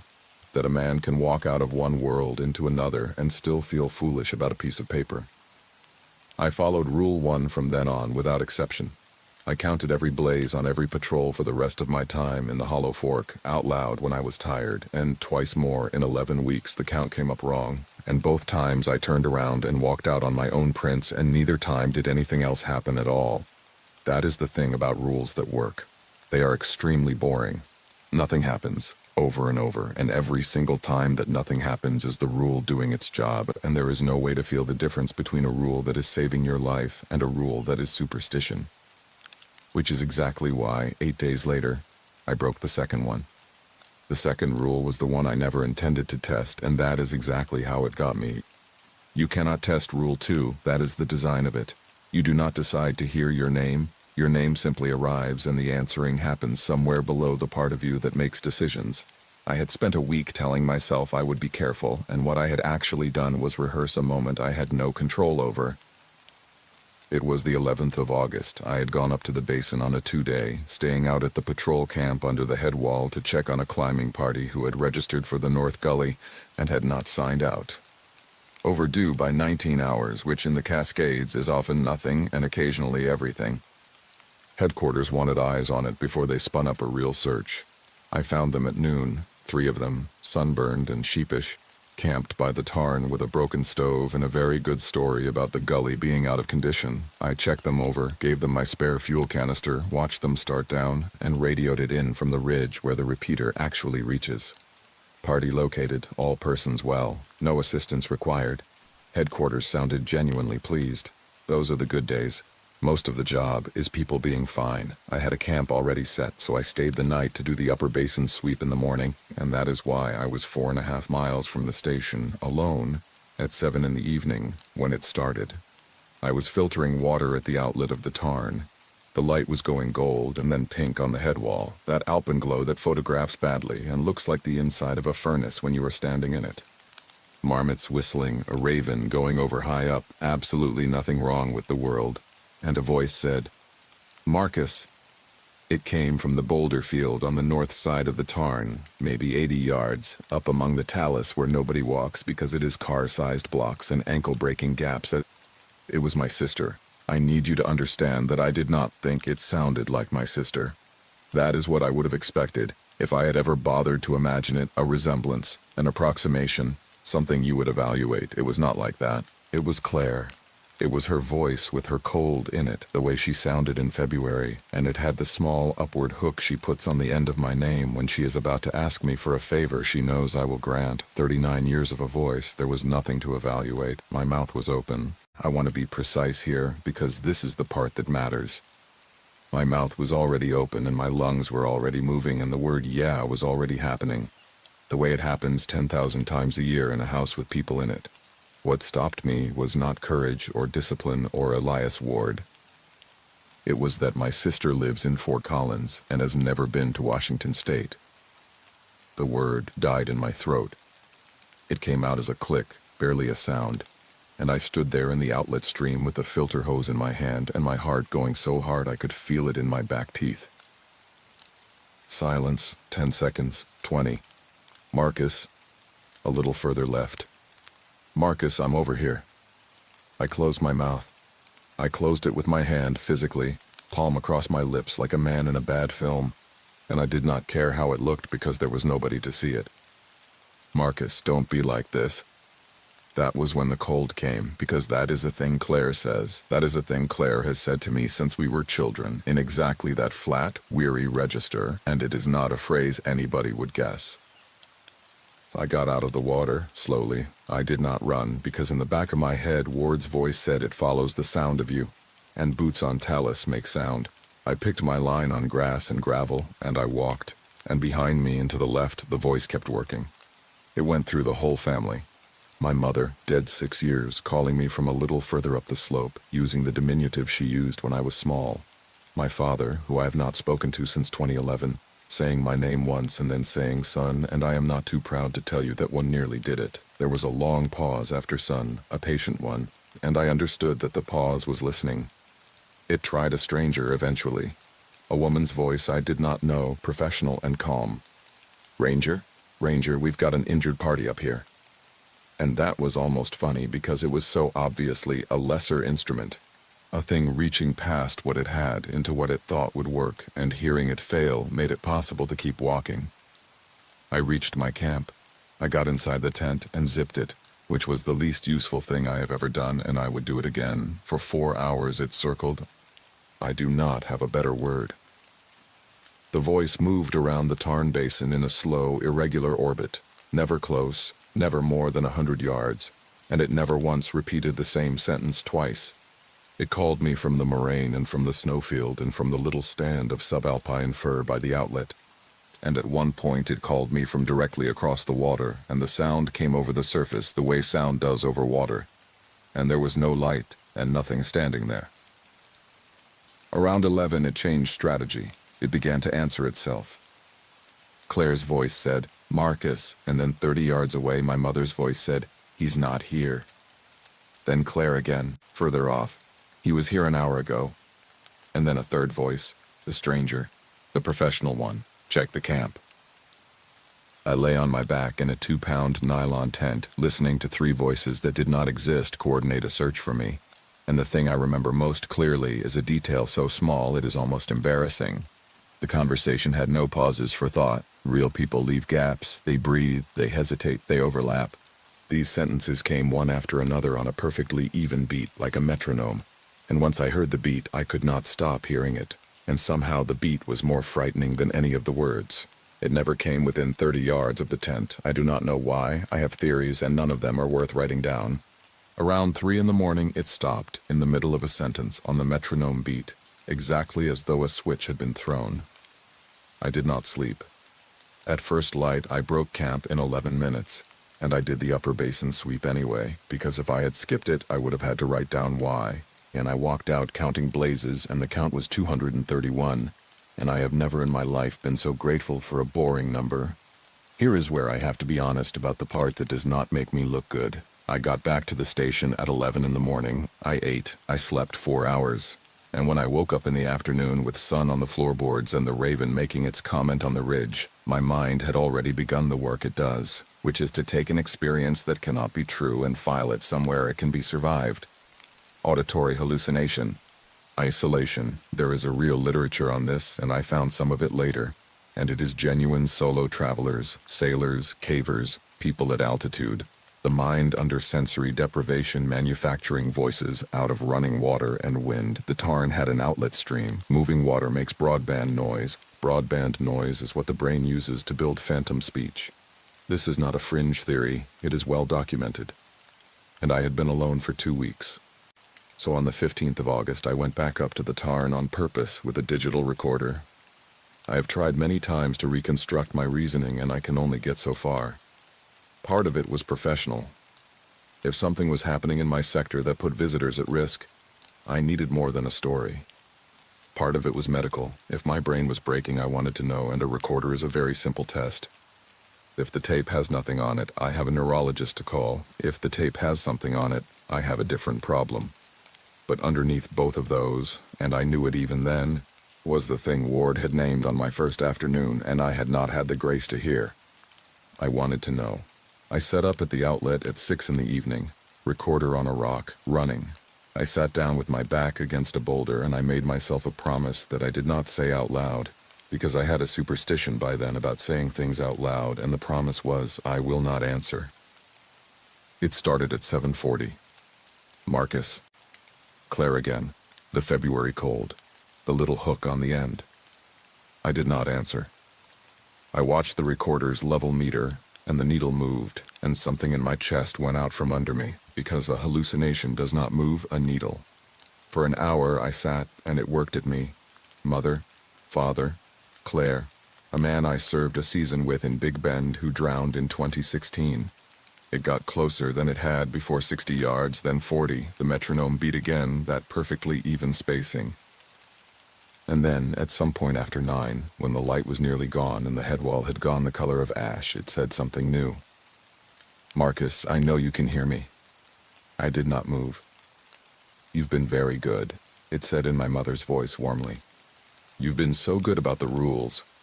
I want to be careful about this. I have had 4 years to decide whether I actually heard that sentence, and the honest answer is that it is on the tape. I have played it for exactly one person, and I will not do it again. And then it said the thing that broke me, which was not clever or frightening or supernatural. It said in Claire's voice, "Marcus, please, my leg's caught. There's water coming up." And I said, "Where are you?" 2 words. I had my hand halfway to my mouth before the second one was finished, and it did not matter, because it had what it needed, which was the sound of me. The response was instantaneous. Not a voice. Every voice. They came from all around the tarn at once. My mother and my father and Claire and the drowned man and the professional stranger and 4 or 5 others I did not know, all of them saying my name simultaneously, and the sound was enormous. It filled the whole basin and came back off the head wall, and it kept going. It did not rise and fall like people shouting. It sustained like a chord, like a machine. I ran. I want to be clear that I know better. Every part of my training says do not run in the dark in the Alpine, and I ran 4.5 miles in the dark down a rocky trail, and I fell twice, and the second time I opened my forearm from wrist to elbow on a granite edge and did not feel it until I was in the station bathroom looking at it.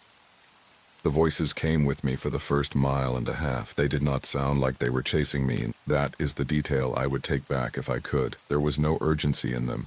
They stayed at exactly the same distance all around, on all sides, saying my name on that even beat, at the same volume, the entire time, as though the distance was not something they had to work to maintain. At the second footbridge, it stopped. All of it, at once, on the beat, the way it had at 3 a.m. 4 nights before. I stood on the bridge with my chest heaving and blood running off my fingertips onto the planks and the creek going under me, and there was nothing but the creek. I got to the station at 11:40. I locked the door, which I had never once done, and then I stood there feeling the stupidity of a lock. I cleaned and taped the arm 11 butterfly closures. I still have the scar, and it is the only part of any of this I can show anybody. I drank 3 inches of whiskey out of a bottle Ward had left in the cupboard and had probably been leaving for exactly this. Then I sat down at the table and got out the page. 2.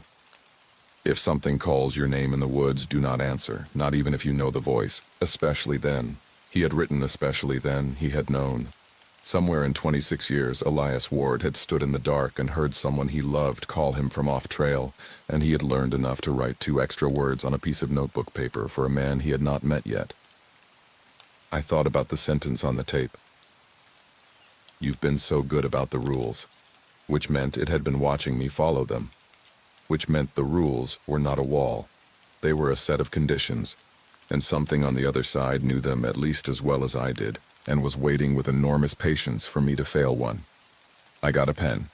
Underneath Rule 4, in the white space at the bottom of the page, I wrote in small letters, "It knows the rules too." I do not know why I wrote it on the page instead of in a notebook. I think by then I had started to feel that the page was the only document in the world that was telling the truth. Sometime after 2, I put my head down on the table. I was not asleep. I want to be precise about that because of what happened next and because for a long time afterward I needed to be sure. I was awake with my cheek on the wood and my bad arm across my knees when somebody knocked on the door. 3 raps. A pause. 3 raps. I looked up at the clock on the wall above the radio bench. It was 11 minutes past 3. I did not move for a long time. The knock did not repeat. That was the first thing that was wrong with it. Anyone who knocks on a door at 3 a.m, 11 miles up a forest road, knocks again. They knock harder. They call out. They walk around to the window. This knocked once, 3 raps, a pause, 3 raps, and then it waited, and the waiting had a quality of enormous courtesy, like a man who has been told the household is asleep and does not wish to be a burden. I got up without making noise. The floorboards in that station were 40 years old, and I knew where 3 of them creaked, and I avoided all 3. The door had no peephole. There was a window beside it, but the curtain was drawn, and to look through the curtain I would have to move it, and I understood with total clarity that I was not going to move the curtain. "Hello."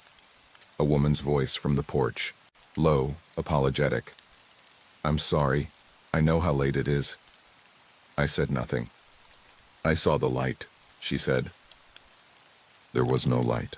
I had turned everything off. The stove was cold. Whatever she had seen, or wanted me to believe she had seen, was not in that building. "My husband's off the trail below the second bridge," she said. He went off the side. I couldn't get down to him. I've been walking for 4 hours. I'm sorry, I'm so sorry. I don't know what else to do. She was crying. Not performing crying. There was that thickness in the vowels and that catch in the breath. The exact, untidy sound of a person who has been crying for a while and has stopped being embarrassed about it. I have heard it many times. I have heard it from people whose husbands really were off the trail. I put my hand on the door frame. Not the handle, the frame. Every part of my training was screaming. 12 years. A person in distress at your door in the middle of the night in the wilderness is the entire reason the door exists. There is no scenario in the manual, none, in which the correct action is to stand 6 feet away in the dark and say nothing. I looked at the clock. 3:14, 46 minutes. Please, she said. Please, I can hear you in there. I do not know if she could. I had not made a sound, but it is the kind of thing a real frightened person says, and I stood there with my hand on the doorframe and my heart going, and I thought about how completely, perfectly reasonable her story was. Below the second bridge is exactly where somebody would go off. The slope there is loose and steep, and it has a fall line straight into the creek. 4 hours is exactly how long it would take to walk out from there in the dark without a light. She had not made a single mistake. That was what finally settled it, and I have thought about it a great deal since. It was too correct. Real emergencies are full of noise and error. People give you the wrong drainage. They cannot remember how long they walked. They tell you their husband is 100 yards off the trail when he is a mile off the trail, and they tell you about his blood thinners and their car keys and things that do not matter. Because a mind in crisis produces garbage along with the signal. There was no garbage in it. Every sentence was load-bearing.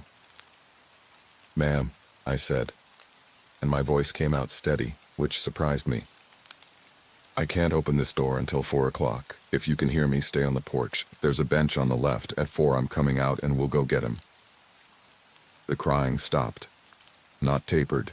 Stopped, mid-breath, on the beat, in exactly the way the voices at the tarn had stopped. Then she said, perfectly evenly, "Why 4 o'clock?" I did not answer. "Marcus," she said. "Why 4 o'clock?" I had not given her my name. I sat down on the floor with my back against the wall 6 feet from the door, and I stayed there. For the next 30 minutes it worked on me, and I am going to set down what it tried, because I think it matters, and because I have never been able to decide whether what I heard was cruelty or simply a thing operating a mechanism it did not understand. It tried the husband. A man's voice further off, out in the clearing, calling weakly and then closer and then apologizing to her for falling. And the two of them had a conversation on my porch about whether he could make it another hour. It had all the small realism of the real thing. He interrupted her once. She said his name in that exhausted married way, and it went on the metronome beat, and I counted it. 3 seconds, 3 seconds, 3 seconds. And once I had the beat, I could hold on to it like a railing. It tried headquarters. My own call sign, my own dispatcher's voice coming from the porch instead of from the radio, saying they had a party in distress at my location, requesting my status, 4 feet from a radio that was silent and had been silent all night.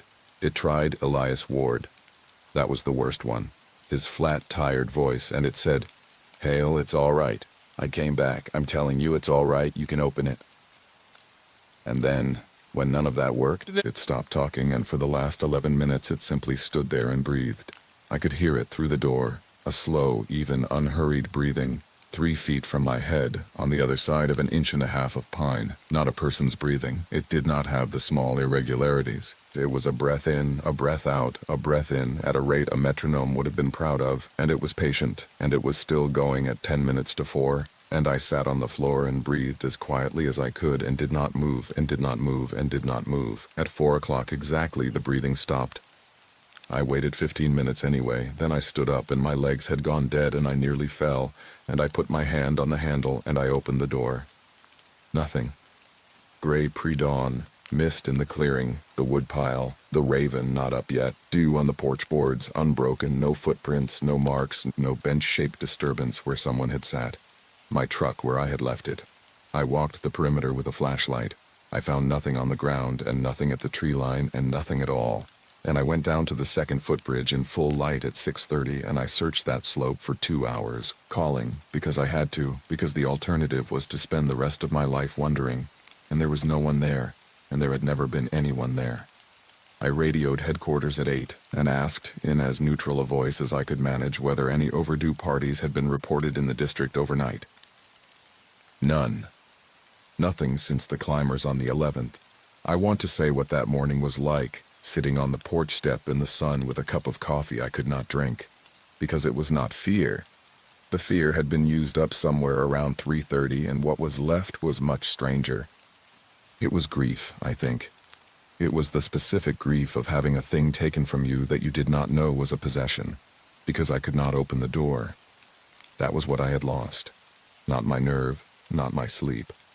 12 years of a job whose entire moral architecture is that you go when someone calls, that the door opens, that the whole reason a lonely building exists at the end of an 11-mile road is so that at 3 in the morning, a frightened person can knock on it, and something had gotten inside that architecture and taken it apart from within, and now I was a man who would sit on the floor in the dark and listen to a woman cry and do nothing.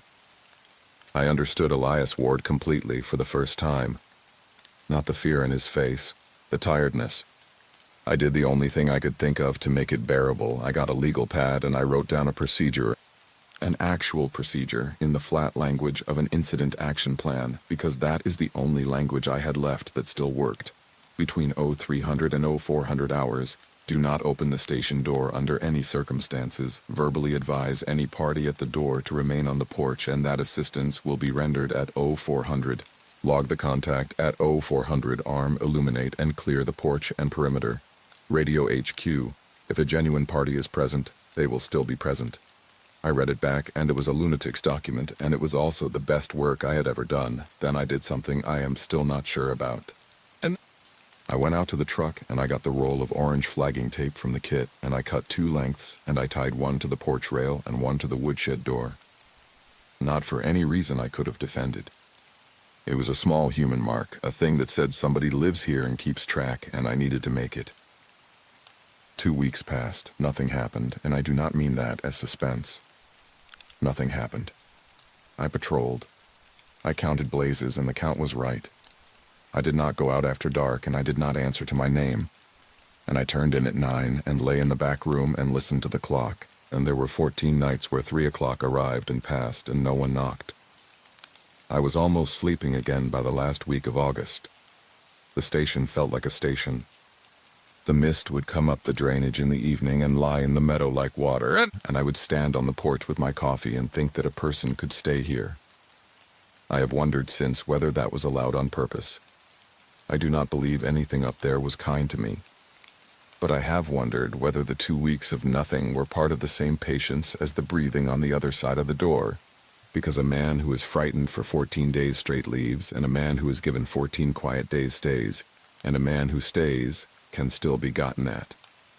On the 2nd of September, I woke to a sound I had never heard in the Hollow Fork. It was 5:40 in the morning, still dark, the window gray at the edges. It came up the drainage from the northeast, from the direction of the upper basin, and it was so completely ordinary that it took me a full 4 seconds to understand why I had sat bolt upright in bed with my heart going. A bell. Not a chime, not a wind bell. A bell, a low, round iron sound, the kind that comes off a tower, with a long tail to it that hung in the air over the timber and took its time going away. I sat with my feet on the cold floor, and I counted, because by then counting was what I did, instead of thinking. 14 seconds. The second one came. I was dressed and out the door in 90 seconds, and I want to be clear that I was not going toward it. Rule 4 says, get out of that drainage. The station is in the drainage. That is the geometry nobody explains to you when they hand you the page. The Hollow Fork Ranger Station sits 400 feet above the creek on the north bench, inside the drainage it is named for. And there is exactly one way out, which is the road, and the road runs 11 miles downhill through timber. I got in the truck. The engine caught on the second try, and I remember being unreasonably grateful, and I drove out of that clearing faster than the road wanted me to, with the headlights swinging across trunks and the tailgate chattering over washboard. The third bell came at 1.5 miles. I heard it over the engine, which should not have been possible, and it did not come from behind me. It came from the passenger side, from below the road, from the creek, close enough that I could hear the texture in it, the grain of the metal, the small imperfection that every real bell has. And the forest went out, that is the only way I can put it. The headlights were on and they were working and there was nothing for them to land on. Not fog, I know fog. The beams did not scatter or glow. They went out into a space that had no surface in it. And the road under my tires stopped making road noise and the whole world reduced to the cab of a Ford pickup and a dashboard and my own hands, going 40 miles an hour toward nothing at all. I did not stop. I have never been able to say why. Every instinct says brake, and I did not brake, and I think that one blind refusal is the reason I am writing this. Somewhere in there the bell rang a fourth time and a fifth, and then it began ringing on a slow, steady interval. 14 seconds, and between the strikes I could hear something else underneath it, and I have thought about that sound for 4 years. It was a crowd, not shouting, not screaming. The low, undifferentiated murmur of a great many people gathered in one place and talking quietly, the sound you hear from the back of a hall before a service begins. It was very far away, and it was very large, and it was coming from a drainage with a permanent human population of 1. I drove for 11 minutes with nothing outside the glass. Then the road came back. Not gradually. Between one strike of the bell and the next, there was a gravel road in my headlights with a bank of salmonberry on the right and a mile marker post, and I was doing 38 miles an hour on it, and the bell did not ring again. I came out onto the county road at 6:20 in the morning.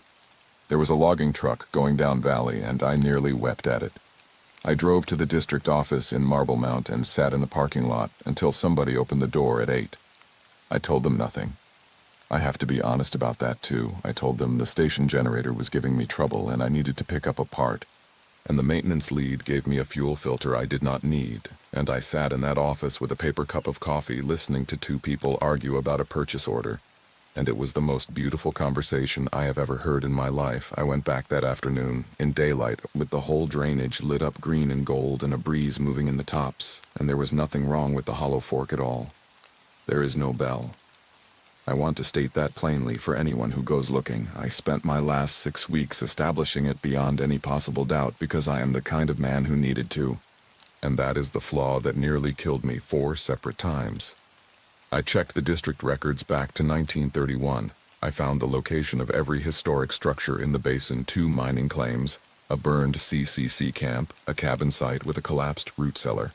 No chapel, no school, no mission, no stock operation with a lead mare. Nothing in that valley has ever had a bell on it. I called a retired district ranger in Cedro Woolley and asked him, carefully, whether he had ever heard anything unusual up the fork. There was a pause on the line that went on a little too long, and then he said no, and then he said, "Is Ward still up there?" And I said no, he retired in July, and the man said good, and changed the subject to elk. I stayed until the middle of October, which is what my contract said, and I do not entirely know why I honored it. Pride, partly. And partly a thing that had been forming in me since the morning I sat on the porch step, unable to drink my coffee, which was the understanding that if I left in September, they would send somebody in October, and that person would arrive with a binder and a fuel filter and no page. I followed all 4 rules for 6 weeks without a single deviation. I counted blazes out loud. I did not answer to my name, and twice more it tried once at the log bridge in broad daylight, in Claire's voice, from 30 feet away, and I kept walking with my jaw locked, and it stopped. I did not open the door, and it knocked 3 more times, once as a child, and I sat on the floor, and did not move. I heard the bell once more, at a distance, in the 2nd week of October, and I was on the trail at the time, and I walked out of the drainage inside 40 minutes, and nothing came of it at all. 4 rules, 6 weeks, nothing happened, over and over, which is what a working rule looks like from the inside. On my last night, I sat at the table in the long room with Ward's page in front of me and a pen in my hand, and I did what he had done, which I now understand was not madness, but bookkeeping. I added a 5th line. I did not write "Don't get curious." That was what I thought I was going to write, and it is what I would have written in August, and it is wrong. Curiosity is not the failure. Curiosity is the reason I counted the blazes in the first place, the reason I noticed the light was not moving, the reason I found the metronome beat that let me hold on to myself with a woman crying on the other side of the door.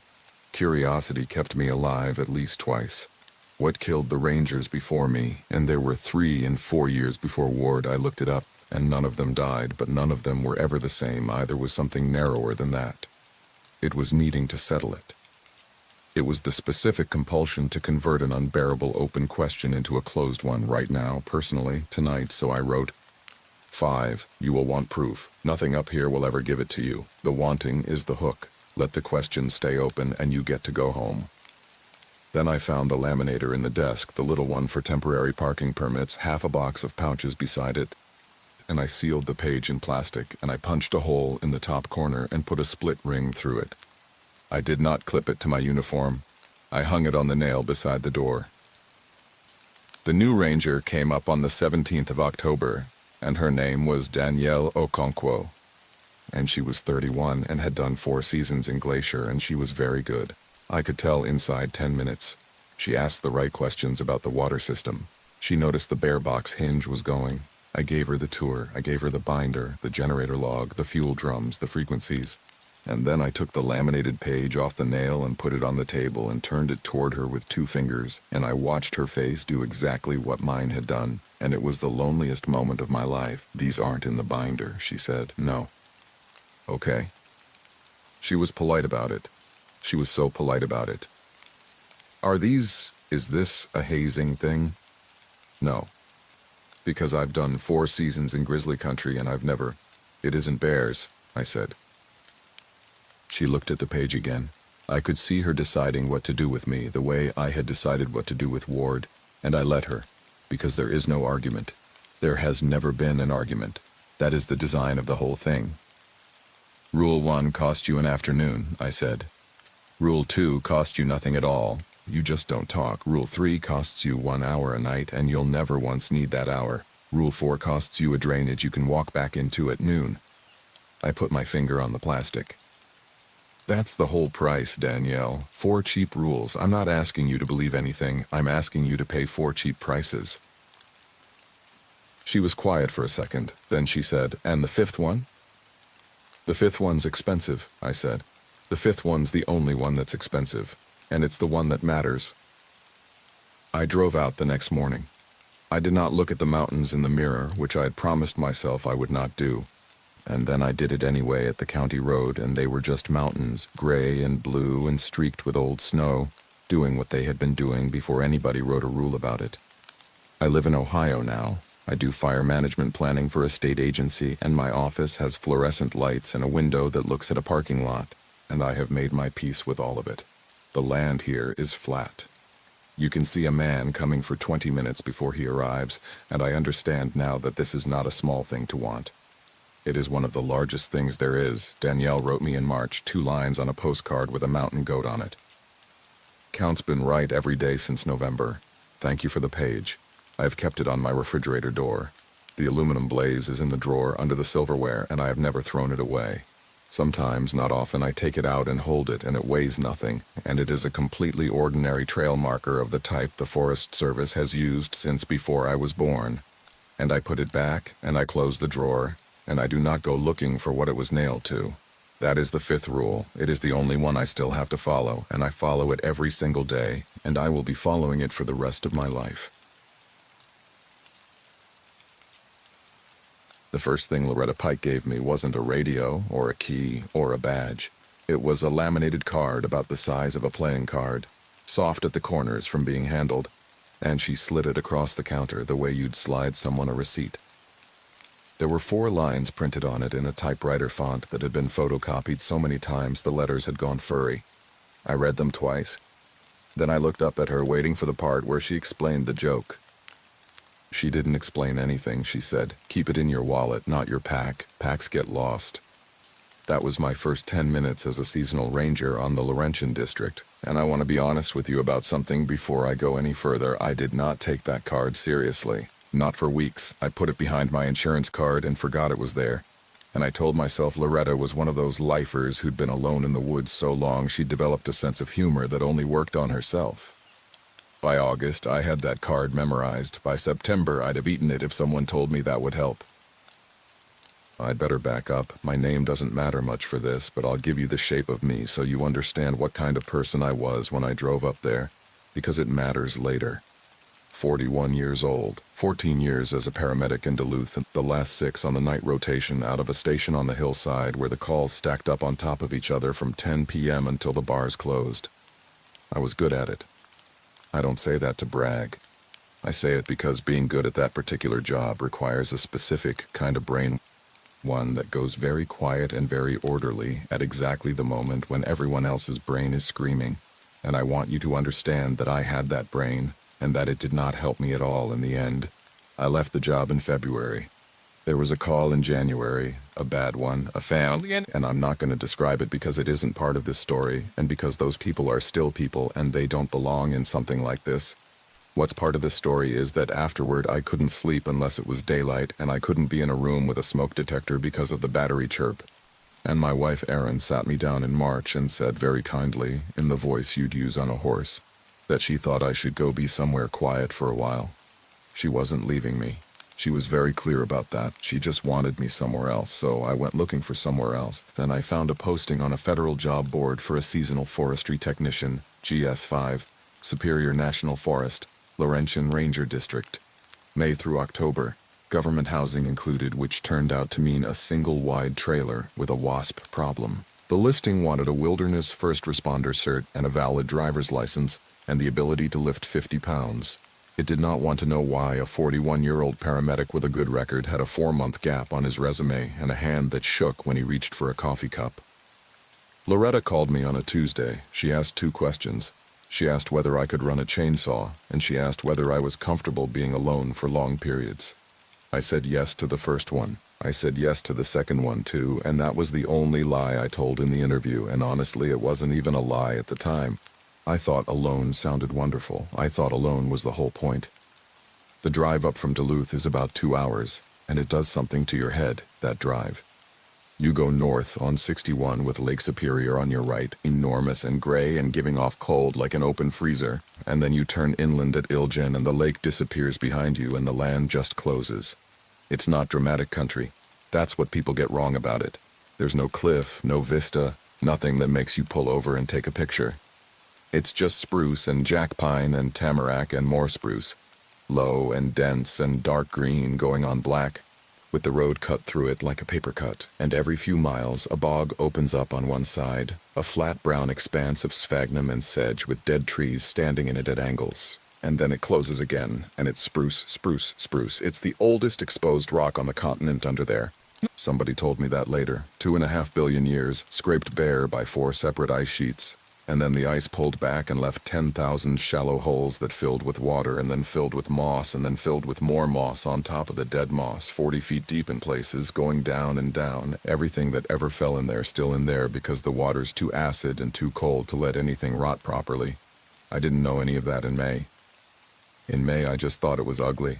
And I remember being surprised by how much I liked that it was ugly. Beautiful places make you perform. Ugly places let you alone. I lost the radio somewhere past Isabella. The last thing I heard was a farm report fading out under static, and then I drove the last 35 miles in a silence so complete I could hear the truck's fan belt and my own swallowing. The Laurentian station was a low brown building with a green metal roof and a gravel lot, a flagpole, a Forest Service shield on a post out front, and a stack of old snow fence rotting against the north wall. 3 government rigs parked in a row, a satellite dish, a propane tank painted the same brown as the siding, which I came to understand was a house style up there. If you couldn't move it, you painted it brown. Loretta Pike was in her 60s, built like a fence post. Gray hair cut with what I would later confirm were her own kitchen scissors. She'd been on that district 31 years. She had a handshake that put my knuckles together. She gave me the tour in about 4 minutes. Radio room. Map room, which was really a hallway with map drawers. Break room with a coffee maker that had a piece of masking tape on it reading "Do not descale," which I never understood and never got a straight answer about.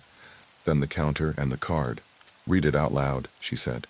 I felt like an idiot, but I read it out loud. 1. The Section 12 closure is not discretionary. 2. If you are inside the closure, do not knock, tap, strike, or clap. 3.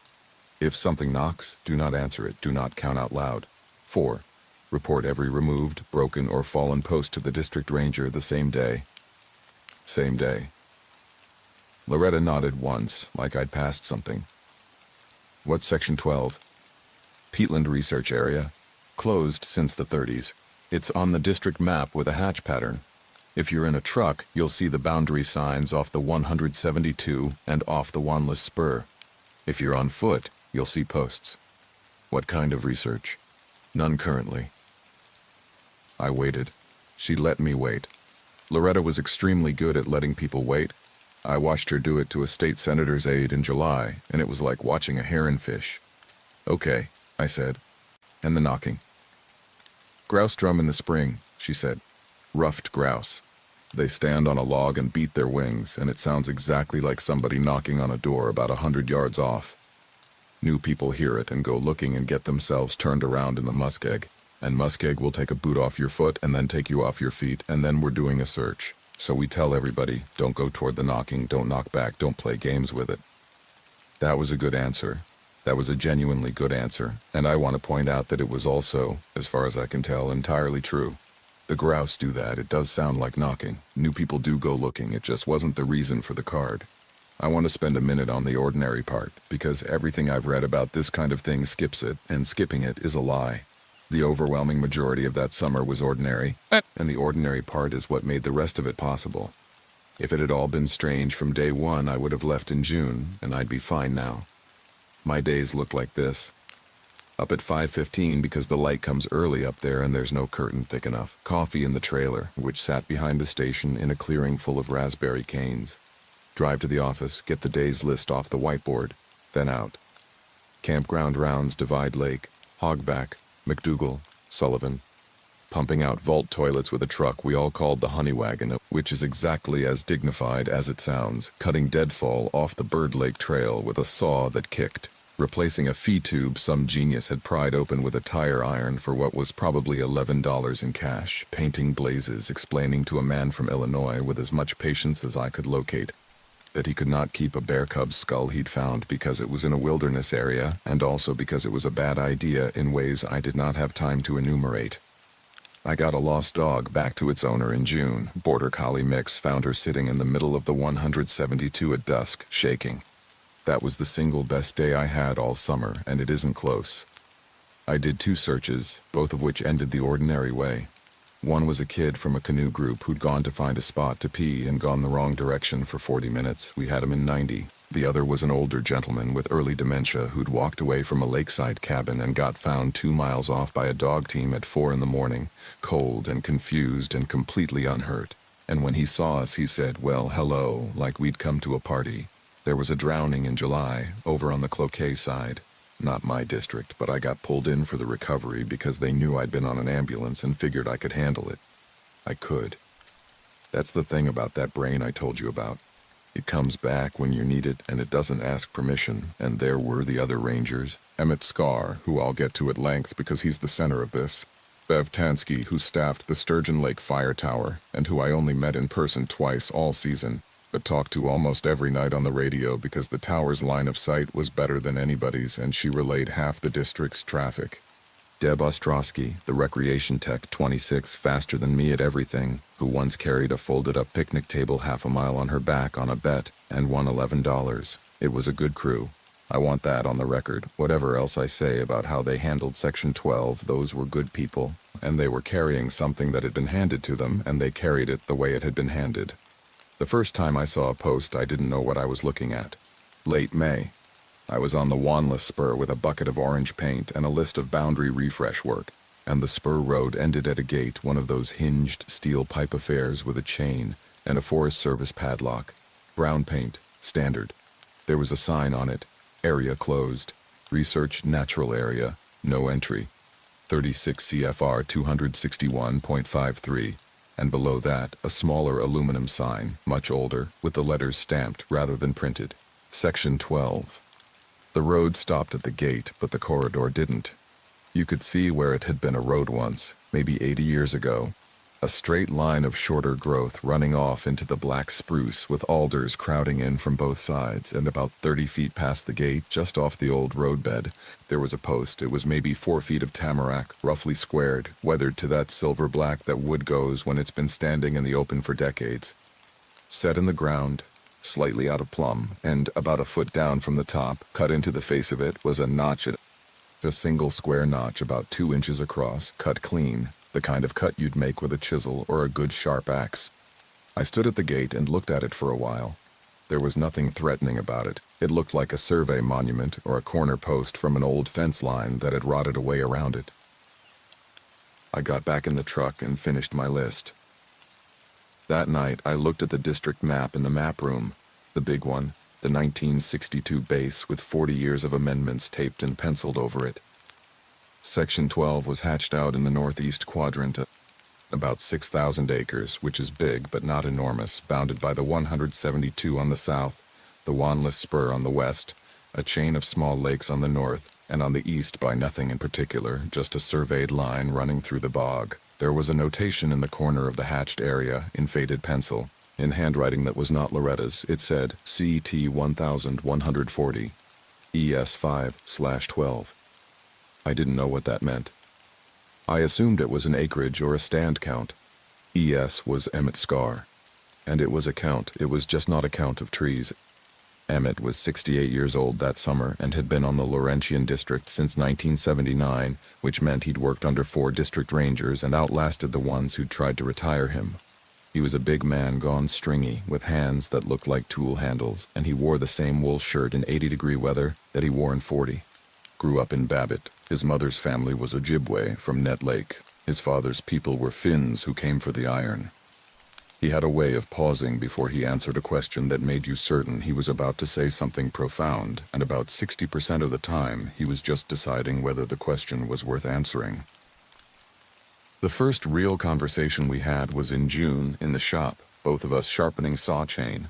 I said, "What's actually in Section 12? He didn't look up. Bog. Loretta says there's no research going on. There isn't. So why is it closed? He turned the chain a link and set the file. Long pause. You ever hear of the Boundary Waters blowdown? 99? Sure. 500,000 acres flattened in about 30 minutes. Straight line winds. We spent 9 years on fuel reduction after that because the whole thing was a woodpile waiting for a match. He blew dust off the bar. Some places you close because of what's there.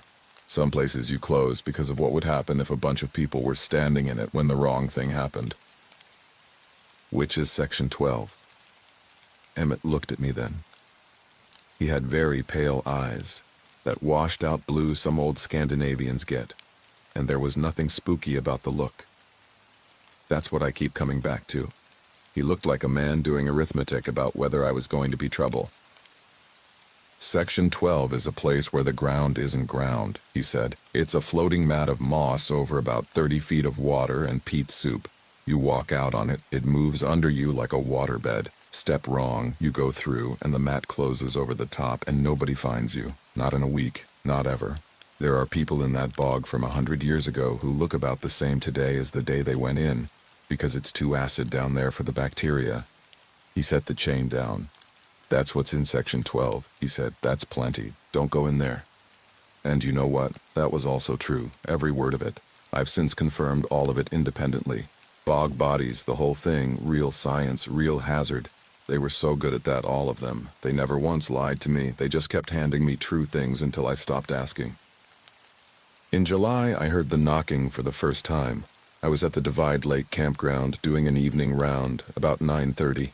Still light in that lingering northern way where the sky's the color of a peach and won't quit. 14 sites, 6 occupied. I'd checked permits, chatted with a couple from Iowa about the fishing, and I was walking back to the truck along the loop road when I stopped, because there was a sound coming from the northeast. Knock, knock. 2 of them. Evenly spaced, maybe a second apart. Hollow, wooden, and much farther off than it sounded. Sound does strange things over water and bog. It comes to you, flattened and close. I stood on the loop road with my thumbs in my belt and I waited, and about 20 seconds later it came again. Knock, knock. I thought, grouse, Loretta's grouse. And then I thought, no, that isn't right, because I'd heard grouse drum by then, plenty of them. And a grouse drumming doesn't sound like knocking, not really. It sounds like a lawnmower starting in the next county, this soft accelerating thump thump thump thump thump that runs together at the end. It's a roll. It isn't two discreet taps, also grouse drum in April and May to attract females. By mid-July, they're mostly done.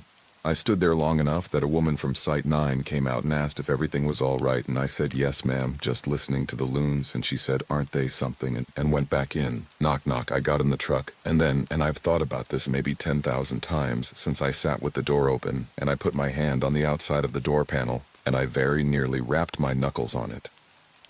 Not for any reason, not out of belief. I want to be really clear that at that moment, I did not believe in anything.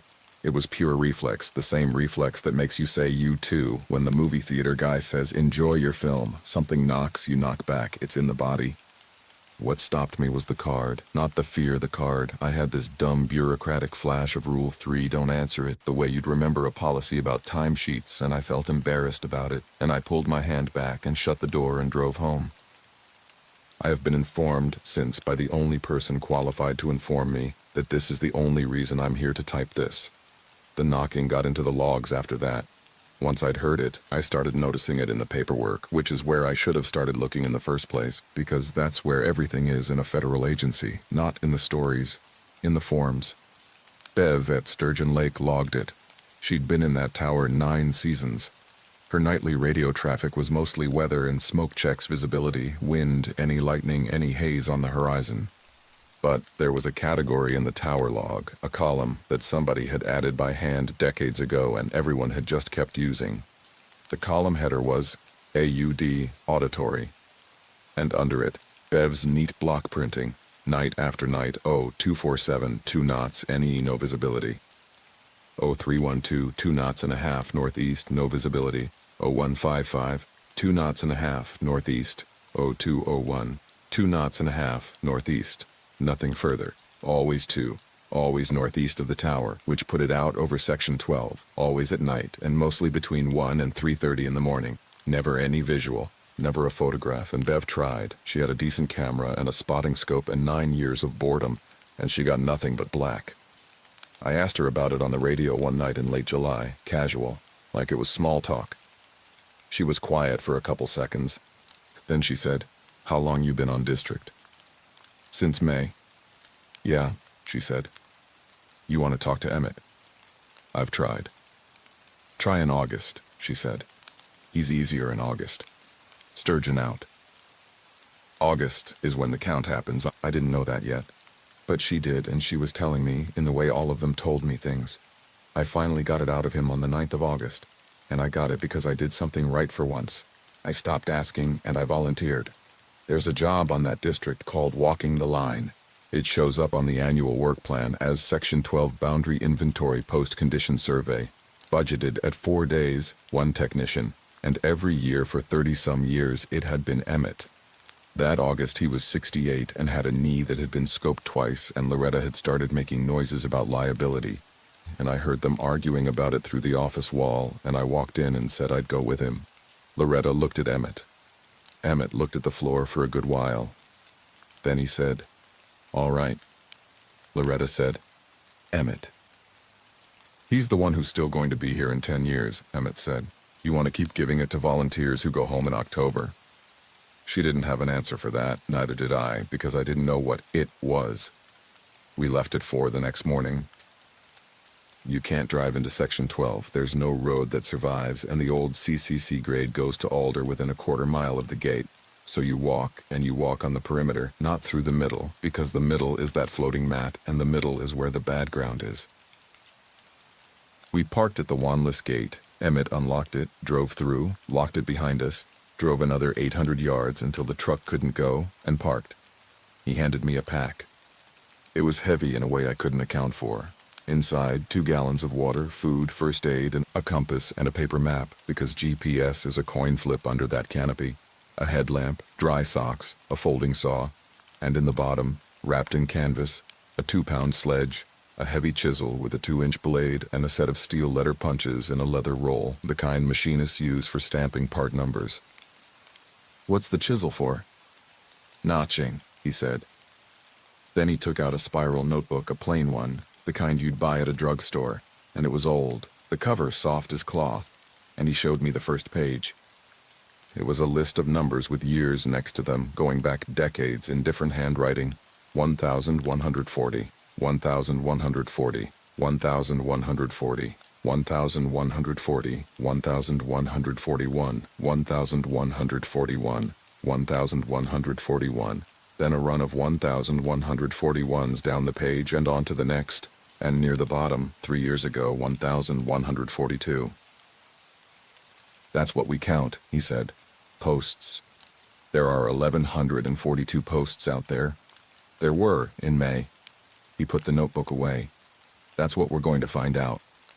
We walked the line for 4 days, and I'm going to tell you what's out there, and I want you to understand that for the first day and a half it was just an unusual archaeological curiosity, and I was having a genuinely good time. The posts run in a rough oval, following the edge of the open bog where the spruce gives out. They're set at irregular intervals, sometimes 15 feet apart, sometimes 40, depending, Emmett said, on how firm the ground was when the crew set them. All tamarack. All roughly squared with an axe, not sawn.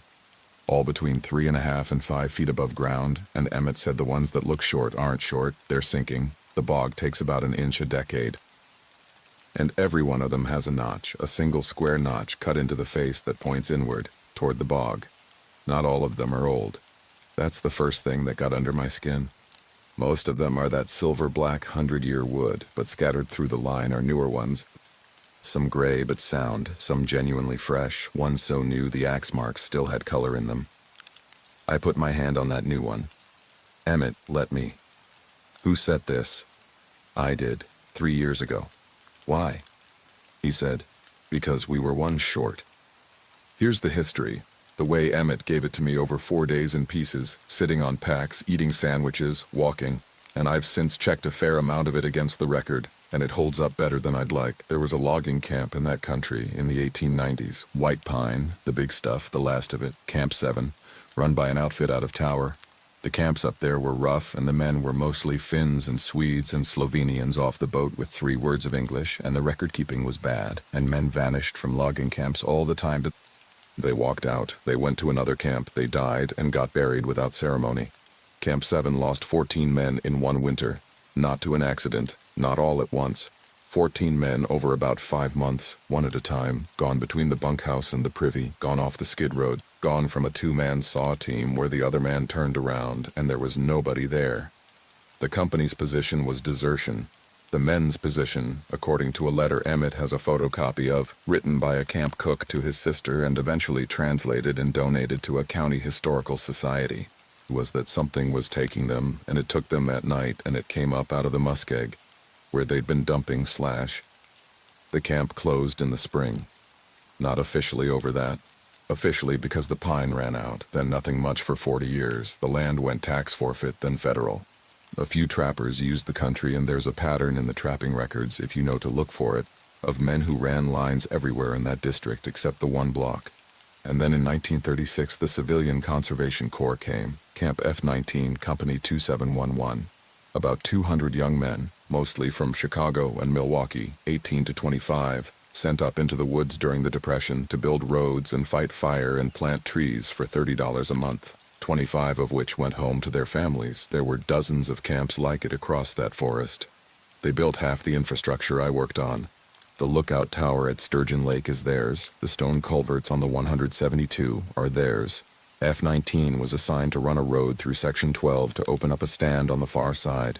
They lost 9 men between June and September. The official record says 2 drownings, 1 accident with a stump puller, 6 deserters, and I've read the official record. It's in the National Archives, it's been digitized, anybody can read it. 6 deserters is a lot for one camp in one summer, but it's not impossible. Kids ran off from CCC camps constantly. They were homesick, they were 16 and had lied about their age. What's not in the official record is what the camp superintendent did in October, which was to pull his entire company off the road project and spend 6 weeks cutting, squaring, hauling, and setting 1,140 tamarack posts around the perimeter of the bog. That's not a small job, that is an enormous job. That's 200 men working most of a season. He wrote it up as erosion control demonstration, peatland margin. There is no such thing as an erosion control demonstration made of 1,140 individual notched posts. Why 1140? I asked him. Third day. We were sitting on a hummock of leather leaf with our boots wet through, eating peanut butter sandwiches, and the bog was making that sound bogs make in the wind, which is nothing at all, a total flat absence of sound that your ear keeps reaching into. Emmett chewed for a while. You know what a tally stick is? No. Old way of keeping accounts before everybody could read. You cut a notch in a stick for each thing owed: sheep, bushels, days of labor. English exchequer used them into the 1800s. Two parties split the stick lengthwise, each keeps a half. Notches have to match up or somebody's lying. He held up his sandwich, looked at it, put it down. The superintendent's name was Hollis Merrick. He was a bookkeeper before the Depression, worked for a grain elevator in Peoria. Emmett looked out over the bog. I think he was the first one to understand what he was dealing with, and I think he understood it because of what he was. Everybody before him thought it was a monster and tried to figure out how to kill it or how to run from it. Merrick looked at it and thought, that's not a monster, that's a creditor. I said, what? It doesn't hunt, Emmett said. It counts. That's the whole of it.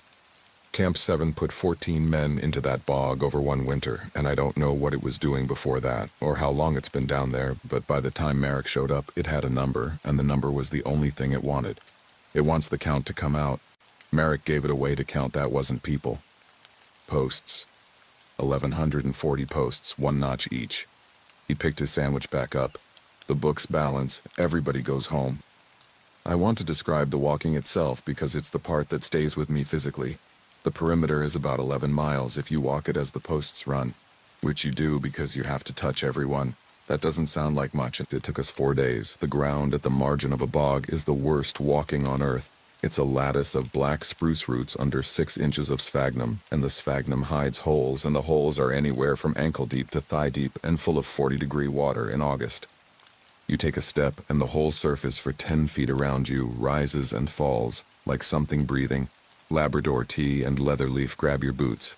And the whole time you're being eaten alive. I've never experienced insects like that, not in northern Minnesota in August. Black flies in the morning, deer flies at midday, mosquitoes in a column over your head all day long that stayed with me so consistently. I started thinking of it as my column, and every 15 to 40 feet a post, you put your hand on it, you push it gently to feel whether it's sound.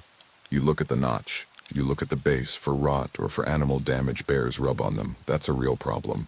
And porcupines chew them for the salt. Then Emmett says a number, and you write it down and you go to the next one. He said the numbers out loud, not loud, quietly like a man saying a rosary. And after the first few hours, I realized he was doing it on the exhale, every time in a rhythm, and that the rhythm never varied even when the walking got bad. And I understood that he had been doing this for 31 years, and it had gone into his body the way things do. At the end of the first day, I asked if I could take a turn counting. He said no, very fast. Faster than he said anything else that whole trip. Then he softened it. Not this year. On the afternoon of the third day, we came to a gap. I didn't see it. I was 10 yards behind and had my head down watching my feet, and I walked into him because he'd stopped. There was a post, and then there was about 80 feet of nothing, and then there was a post. 80 feet. The average was maybe 25. Emmett stood there and didn't move for a long time. Then he took his hat off, which I'd never seen him do outdoors, and wiped his forehead with his forearm, and put it back on. He said, "Get the sledge out." We found the stump of it after about 10 minutes of casting around. The old post had broken off at the ground line, rotted through at the water line the way they do, and the top 4 feet of it was lying in the moss 20 feet away, mossed over, half sunk. It had been down a while, 2 years, 3. How long has it been like this? Since it fell, he said, which was not an answer, and then he gave me the real one, and his voice was flat and awful. I walked this line last August. I walked it the August before. It was standing. Then it fell this year. Look at it, he said. I looked at it. The moss on it was thick. There was a seedling growing out of it, a little spruce. And I'm no botanist, but even I know a spruce seedling with a stem that thick isn't 1 summer old. Somebody stood it back up, Emmett said, after it broke, stood it in the hole and packed it, and it looked fine from 10 feet. And I walked past it, twice. He was breathing hard, and it wasn't the walking. Or, I miscounted. 68 years old, and I miscounted, and I've been running a wrong number for 2 seasons. And the count came out anyway because the count came out some other way, and I don't know what that means, and I don't like what I think it means. I said, "What do you think it means?" He said, "It means somebody else has been keeping the books." We set a new post that afternoon. It's a miserable job. You cut a tamarack. Emmett had 3 of them seasoning behind the shop, and we'd hauled one in on our shoulders, 6 feet of green heavy wood, taking turns, and I want to tell you how that felt on mile 6 of a bog, but there aren't words that don't sound like complaining. You square it with an axe, roughly, 4 faces. You dig a hole in a floating mat of moss, which is like digging a hole in a wet mattress. You set it. You pack it with peat and jam rocks around the base if you can find rocks, which you can't, so you use chunks of old bogwood instead. And then you notch it. Emmett knelt down with the chisel and the 2-pound sledge and cut a square notch into the inward face, and it took maybe 40 seconds, and then he sat back on his heels and got out the leather roll of letter punches. "What are those for?" "Every post gets a name," he said. He said it the way you'd say every form gets a signature. Merrick started it. 9 of them are his boys, the 9 he lost, and he put their names on them, and I don't think that was superstition. I think he understood the thing was counting people, and he was trying to make the substitute as close to the real article as he could. He was picking letters out of the roll as he talked, setting them in a line on his knee. The rest of the 1140 are names too, every one. Merrick got them out of a cemetery in Ely, and out of the flu rolls from 1918, and out of a shipwreck list. People already dead, nobody living. That's the whole rule, and it's the only rule that matters. I said it, and I still don't know why this was my question. Does it work if the name's made up? Emmett looked up at me from the ground. In 1974, he said, a technician named Paul Ostrander set 4 posts and got lazy and stamped 4 names out of a phone book, living people in Virginia, Minnesota. 2 of them were dead inside a year. 1 was a car accident, 1 was a heart attack at 34. He went back to the punches. "I'm not telling you that to scare you. I'm telling you because you asked, and because if I don't tell you, someday you'll think you're being clever." He stamped the name into the post below the notch, hitting each letter once with the sledge. I read it as he went. Elskaar. I said, "Emmett." "My father," he said. "I know. Died in 1991. He blew the wood dust out of the letters. I've got 2 brothers and an uncle out here too. It's not disrespect. It's the opposite. It's the only thing I've got that's worth putting up against it."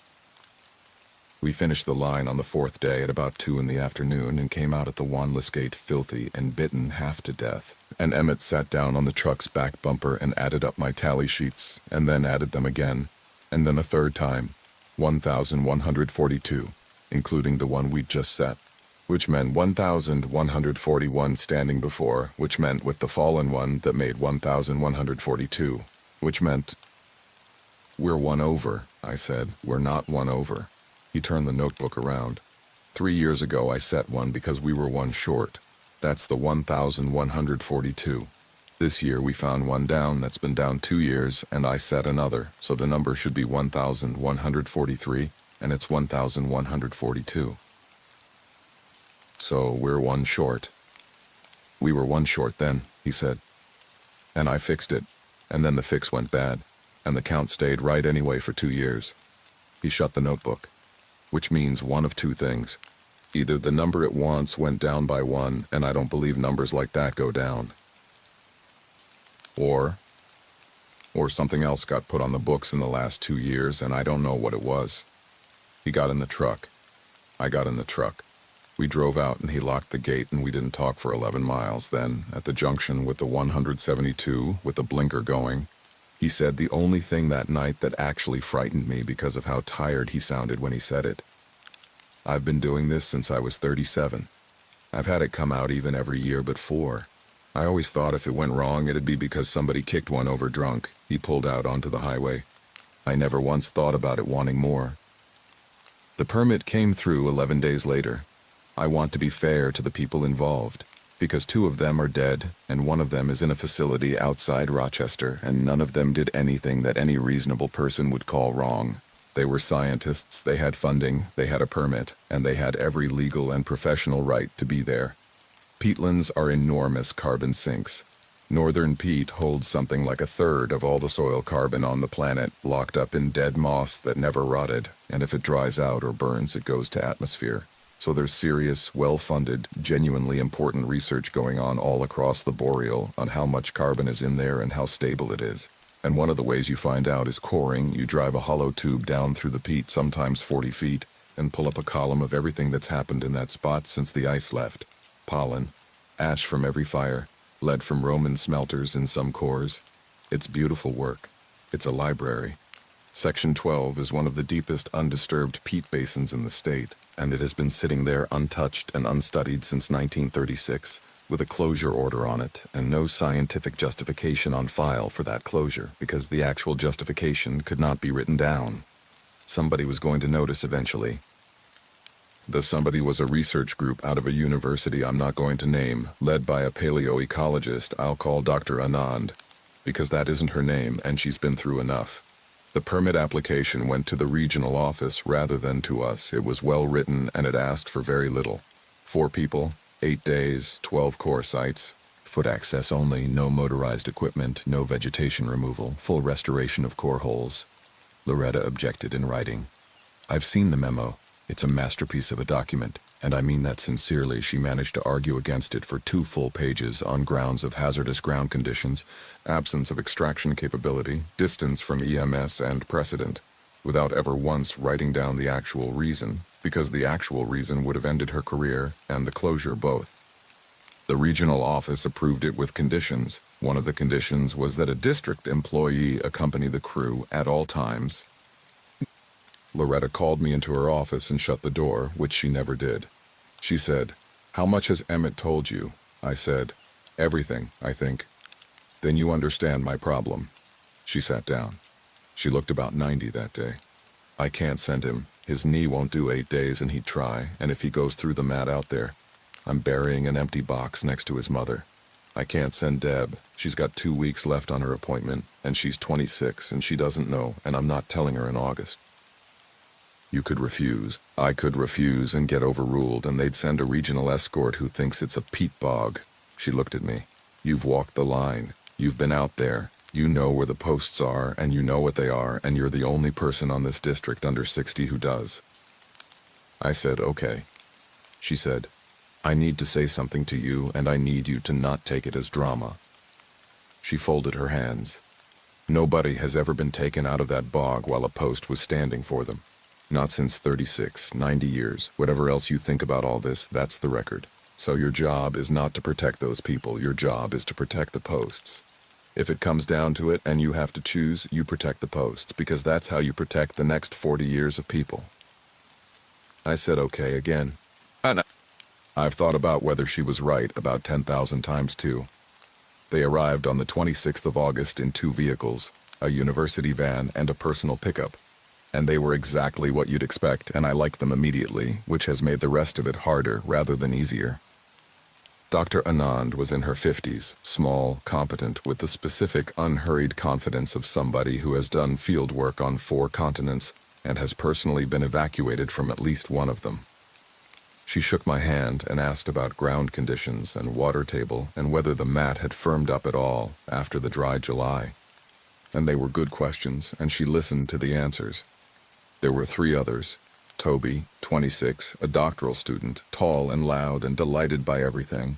The kind of person who says, "Oh, that's sick," about a soil horizon. He'd grown up in Ohio and had never been that far north, and he could not get over the boreal. He kept stopping to photograph tamarack, which is not a photogenic tree. Margot, 29, also doctoral, quiet, from Milwaukee. The one who actually knew where every piece of gear was at all times. She had a paperback in her back pocket every single day, and every single day it was a different one, and I never asked, and I regret that.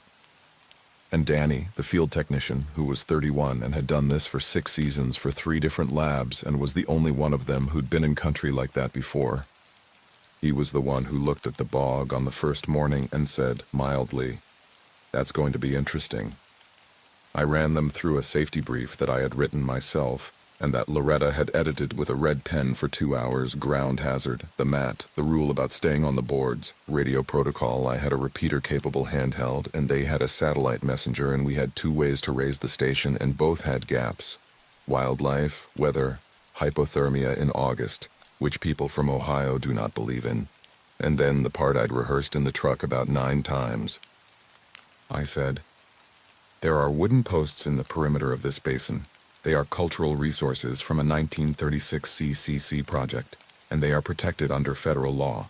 Do not touch them, move them, lean on them, take samples from them, or collect any wood from the immediate area. If you find one down, tell me the same day." Dr. Anand said, "Of course," and wrote it in her field notebook and underlined it, and I watched her do it, and I felt the tension go out of my shoulders for the first time in a week. Toby said, "What are they for?" I said the erosion control line. Merrick's line, 90 years old, and I said it like it was mine. Toby said, "Huh, that's a weird thing to do." The first 6 days were good. I want to be clear about that because of how the rest reads. 6 days of really pleasant, hard, ordinary work. We'd leave the gate at 6, walk in 40 minutes with 300 pounds of gear distributed among 5 people. Lay boards, core, backfill, walk out. I learned more about the Holocene in those 6 days than in the previous 41 years. They found a charcoal band about 4 feet down that Dr. Anand got genuinely excited about. A big regional fire that showed up in 3 of their cores at the same depth, and she showed me how to see it. And I held a piece of a forest that burned 2,600 years ago in my hand. Toby taught me to swear in Ohio. Margot identified every bird we heard without looking up from her book. Danny and I talked about our knees. Nothing happened at night. Bev's tower log for those 6 nights has entries in the AUD column, but they're ordinary. 2K, NE, twice, once, none. Baseline.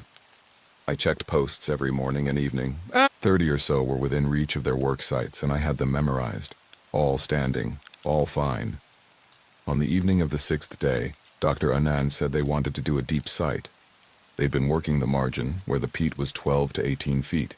The center of the basin, where the mat floats over open water, could be 40 feet or more, and the deep record was the whole reason they'd applied. They had the permit for it. It was Site 9 on their approved list.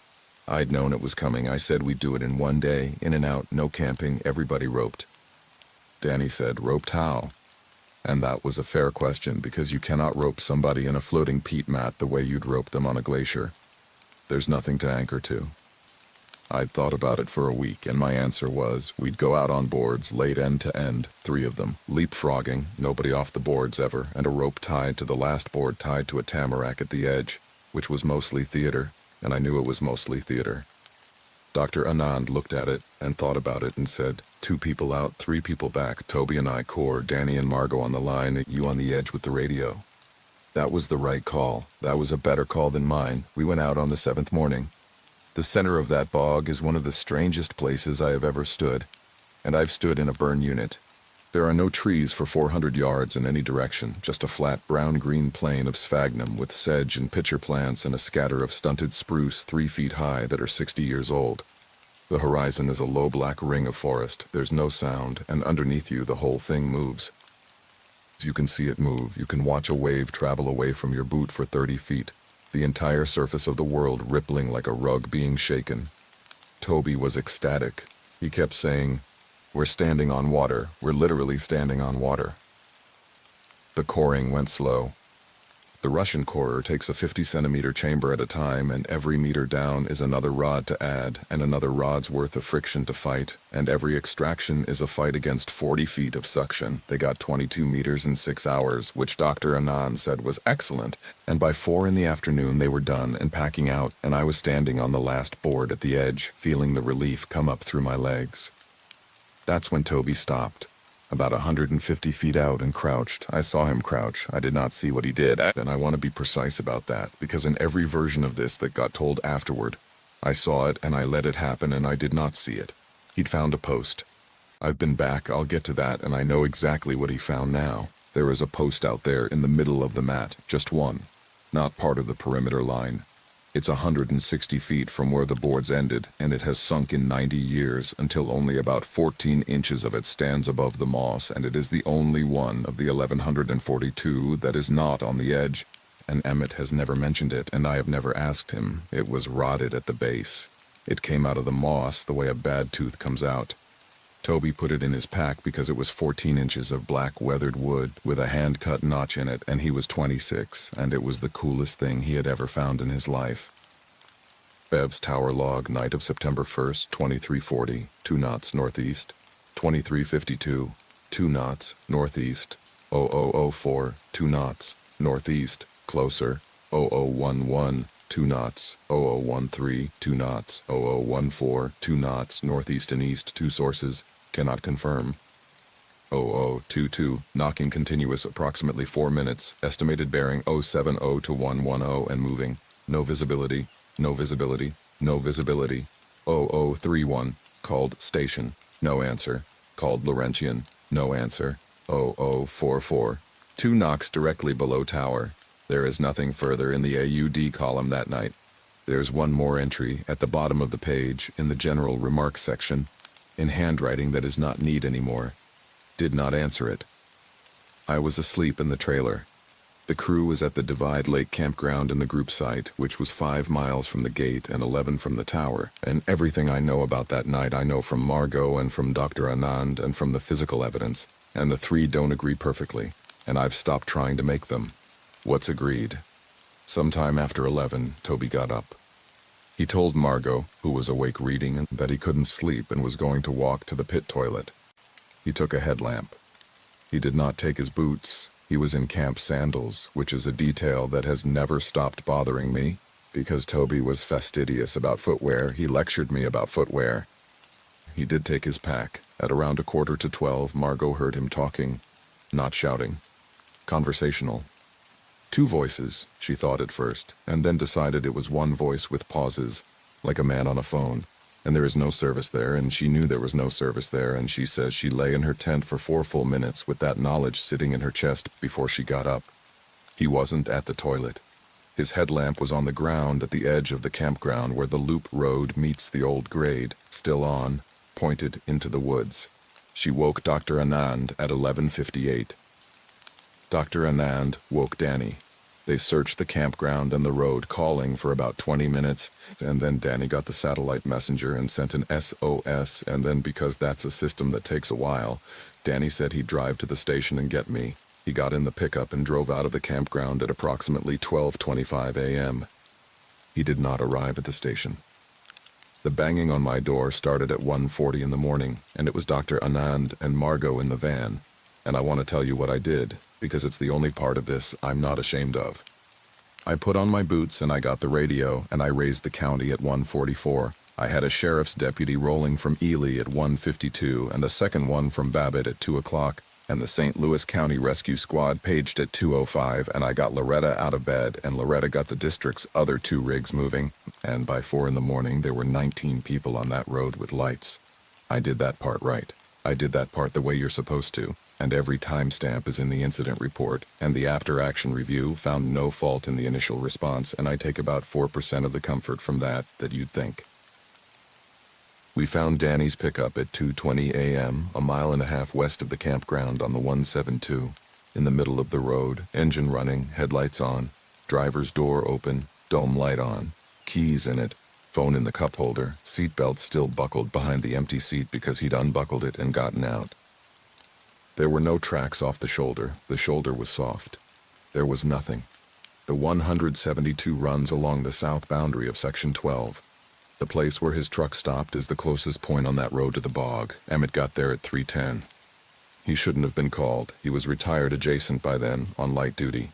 And Loretta called him anyway, and he arrived in his own truck with his boots already on, and he did not go to the command post. He came and found me on the road by Danny's pickup, and he stood there and looked at the open door for maybe 10 seconds. Then he said, "Which one of them took it?" I said, "Took what?" And I want to be honest, I knew. In the 2 seconds between his question and my answer, I knew. and everything from the previous day rearranged itself in my head like a bone going back into a socket. And I could see Toby crouching at 150 feet, and I could see him stand up and hitch his pack, and I could see that his pack sat differently on his back when he stood. And I had seen it. I had seen it and not seen it, because the human eye records everything and the human mind is a coward. I said, "Toby, yesterday, out in the middle." Emmett closed his eyes. Then he opened them and said, "Then Danny's already gone, and Toby's got maybe till dawn, and it's 3:15, so let's not stand here. Here's what a search looks like on the edge of a bog. It looks like nothing. You can't grit it, you can't put dogs on it, they'll go through the mat, and 2 of the handlers who came refused to work their dogs out there, and they were absolutely right to refuse. You can't put a helicopter on it in the dark. The state patrol got a helicopter with FLIR over it at first light, and 40 feet of wet peat and moss is a perfect thermal blanket. They flew that basin for 2 hours, and the only heat signature they logged was a bull moose, so it was ground teams on the margin, calling, and it was a drone with a thermal camera flown by a volunteer from Virginia, Minnesota, and it was sonar on the 2 little lakes at the north end, and it was, by mid-morning, an increasing number of very experienced people saying very carefully that this was likely a recovery and not a rescue. I did not walk the margin with a search team. Emmett and I went in at the Wanless Gate at 4:05 in the morning with 2 headlamps, a 2-pound sledge, a chisel, the leather roll of letter punches, and a 6-foot tamarack post that we carried between us on our shoulders for 2.5 miles in the dark. Loretta knew we were going. She logged us as boundary integrity check. She wrote it down in the incident log in ballpoint at 4:05 a.m. with 19 people on scene and a missing person search running, and if this ever gets fully investigated, that line is the one that ends her. Walking a bog margin at night with a log on your shoulder is not a thing I can convey. Your headlamp gives you a cone about 9 feet across, and every dark spot in that cone might be 6 inches of moss or 4 feet of water. Emmett went first because he knew the ground, and he was moving faster than a man with 2 scoped knees has any business moving. And about a mile in, he started saying the numbers, not counting. He wasn't counting posts. We were nowhere near the posts yet. He was going through the list. Names. I realized after a while that he was reciting the CCC 9, Merrick's boys. He knew all 9, first and last, and he said them over and over as we walked, and I've never asked him why, and I think I know why. When you're about to ask something for a favor, you say it's creditors' names. We got to the gap in the line at 5:40, not the gap from August to New One. 90 feet of nothing where there should have been 3 posts, and all 3 were lying flat in the moss, and they had not rotted, and they had not fallen. They'd been pushed over from the inside. All 3 leaned outward, roots of peat still clinging to their bases, torn out of the mat by something that had gone through the line from the bog side and had not cared what was in the way. Emmett looked at that for a long time. He said quietly, "It's never done that." Then he said, "Set the post." We set it in the middle of the gap in the gray light with the mosquitoes coming up off the water in a column, and it was the fastest and worst work I have ever done. Emmett notched it. Then he laid out the punches on his knee and stopped because he had a decision to make, and I watched him make it. The rule is no living names. There were 2 men in that bog, and one of them, by any reasonable standard, was already dead. Danny had been in the water 8 hours by then in 40-degree peat, and nobody comes back from that, and one of them, Toby, might not be. Might be lying somewhere on that mat with a broken ankle at that exact moment, alive, 26, from Ohio. If you stamp a name and the name is living, the person dies. Ostrander, 1974, 4 names, 2 dead in a year. If you stamp a name and the name is dead, the books balance and the thing goes back down. Emmett had to put a name on that post, and the only 2 names that would satisfy the account, the only 2 the ledger was short by, were Daniel and Tobias. He picked out the letters. He set them in a row on his thigh. He stamped DANIEL.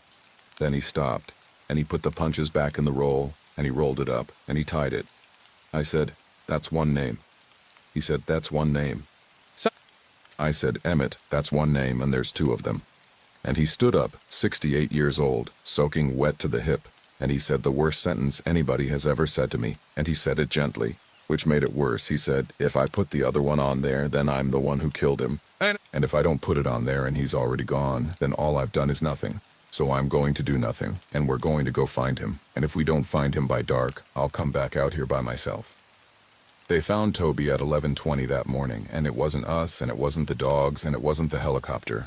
It was a volunteer named Artis Pelto, 63, from the Babbitt Fire Department, who was walking a section of the old CCC grade 3/4 of a mile inside the closure because she'd decided on her own that the grade was the only firm ground in there and therefore the only place a person could get to. She was right. She was completely right, and 19 trained people had gridded the margin all morning, and a retired paramedic and a lifetime ranger had walked past that grade twice in the dark. And he was alive. He was sitting on the roadbed with his back against an alder in camp sandals with his feet and shins so torn up they had to reconstruct part of one heel later, hypothermic, dehydrated, and entirely calm. Artis said he looked up at her and said hello and asked if she was with the crew. His pack was next to him, open. The post was not in it. He had walked in the dark in sandals without a light, approximately 2¼ miles into the interior of a bog on a 90-year-old roadbed nobody had used since 1936, and he had put it back. Not in the same hole, they never found the hole, but the count on the perimeter that October came out at 1,143, the 3 that went down, which we stood back up and re-notched, plus the one Emmett set for Danny, and the total in Emmett's notebook, the number he'd been carrying since 1979, went up by 1 for the first time since 1974, and it has stayed there. Toby doesn't remember any of it. He remembers Margot reading in her tent. He remembers, he says, somebody outside saying my name in a really normal voice, like you'd say it to somebody who was already awake. Then a gap of about 11 hours, then Artis. Danny was never recovered. I want to say that plainly because everything else about that fall was a machinery of language designed to avoid saying it. The county sheriff's office ran it as a missing person, then as a presumed drowning. There were 2 more searches in September and a 3rd in October, and a state trooper's dive team spent a day in the North Lakes that they should not have had to spend. The insurance and the university and the family all needed a document that said something, and eventually they got one. And the document says he went off the road, disoriented, and entered the bog and went through the mat. That is a completely plausible thing. It happens. It has happened before in that country, and it will happen again. His mother came up in October. I met her at the station. She wanted to see the place where the truck was, and Loretta took her, and I drove behind them with the cones because you can't just stand on the 172, and she stood on the shoulder for about 15 minutes and did not cry and asked exactly one question, which was whether it would have been fast. Loretta said yes. That's the only time I ever heard her lie. There is a post in Section 12 with his name stamped on it. His mother will never know that, and I've decided about 11 times to tell her, and I've never done it, and I don't know if that makes me a coward or not. It's the only marker he has. It's 4 feet of tamarack in a place nobody is ever allowed to go, and it will last about 70 years, and when it goes, somebody will replace it, and that person will stamp his name into the new one because that's how it works, and because Emmett wrote it in the notebook. That's more than most people get, honestly. Most people get a stone that nobody visits. His gets walked to once a year by somebody who has to put their hand on it. The consequences, for the record, were nothing. There was an after-action review in November. The findings were that the permit conditions were appropriate, that the escort protocol was followed, that the emergency response was timely, and that the incident resulted from the decedent's decision to exit his vehicle at night in a hazardous ground area, contributing factors fatigue and stress. Dr. Anand's group withdrew from the site and did not reapply. Their carbon paper came out 2 years later with 11 core sites in it instead of 12, and an acknowledgement at the end that I've read more times than the paper. Margot left the field entirely and works in public health in Milwaukee now, and we email at Christmas. Toby spent 19 weeks in a facility outside Rochester and is, last I heard, doing all right, teaching high school earth science in Ohio, and does not answer emails from me, and that's fair. That's completely fair. The Section 12 closure was reviewed the following spring as a matter of routine and renewed for 20 years on the grounds of hazardous ground conditions and documented fatality. The fatality made it bulletproof. Loretta pointed that out to me once and then had to go stand outside for a while. Bev finished out that season in the tower and did not come back the following spring. I called her that winter once. She was polite and she asked after Loretta and after my wife, and when I finally worked around to the night of September 1st, she let a silence sit on the line for long enough that I started to apologize. Then she said, "I want you to understand what I mean when I say it was below the tower." I said I understood. "No," she said. "The tower is 80 feet of steel with 104 steps and a trapdoor I keep bolted, and I've sat up there through 2 derechos and a lightning storm that put a strike on the lightning rod 9 feet over my head, and I have never once in 9 years been afraid of what was underneath me." Another silence. 2 knocks on the leg of a tower is a man with a wrench. That's all it is. That's all it should ever be. I asked her what she'd done.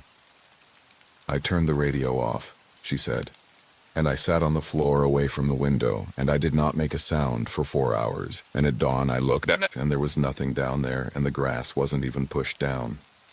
She laughed, one note, not really a laugh. "I've spent 9 years telling people that country is safe if they respect it. I couldn't go back up there and keep saying it." She retired in 2021. Emmett stopped walking the line in 2019 and his knee was replaced, and he still comes out for the last day of it every year and sits at the wandless gate with a thermos while somebody else does the miles. I did 4 more seasons, then I stopped. I want to tell you the thing that actually made me stop. Because it wasn't the horror, and it wasn't Danny, and it wasn't the sound of the knocking that I still hear sometimes when a branch hits the side of a house. It was the arithmetic. Merrick's number was 1,140. It stayed 1,140 for 38 years. Ostrander added 1 in 1974 with a name out of a phone book. It went to 1,141 and stayed there for 46 years. Emmett added 1 3 years before I came, when a post went down and nobody knew why, and it went to 1,142. Danny made 1,143. It doesn't go down. In 90 years, not once has that number gone down. And a number that only goes up isn't a fence, and it isn't a truce. It's a payment plan. I asked Emmett about it in my last season, in his kitchen in Babbitt, with the radio on low the way he always had it. I said, "Doesn't it bother you that we're not holding it back? We're just paying it slowly?"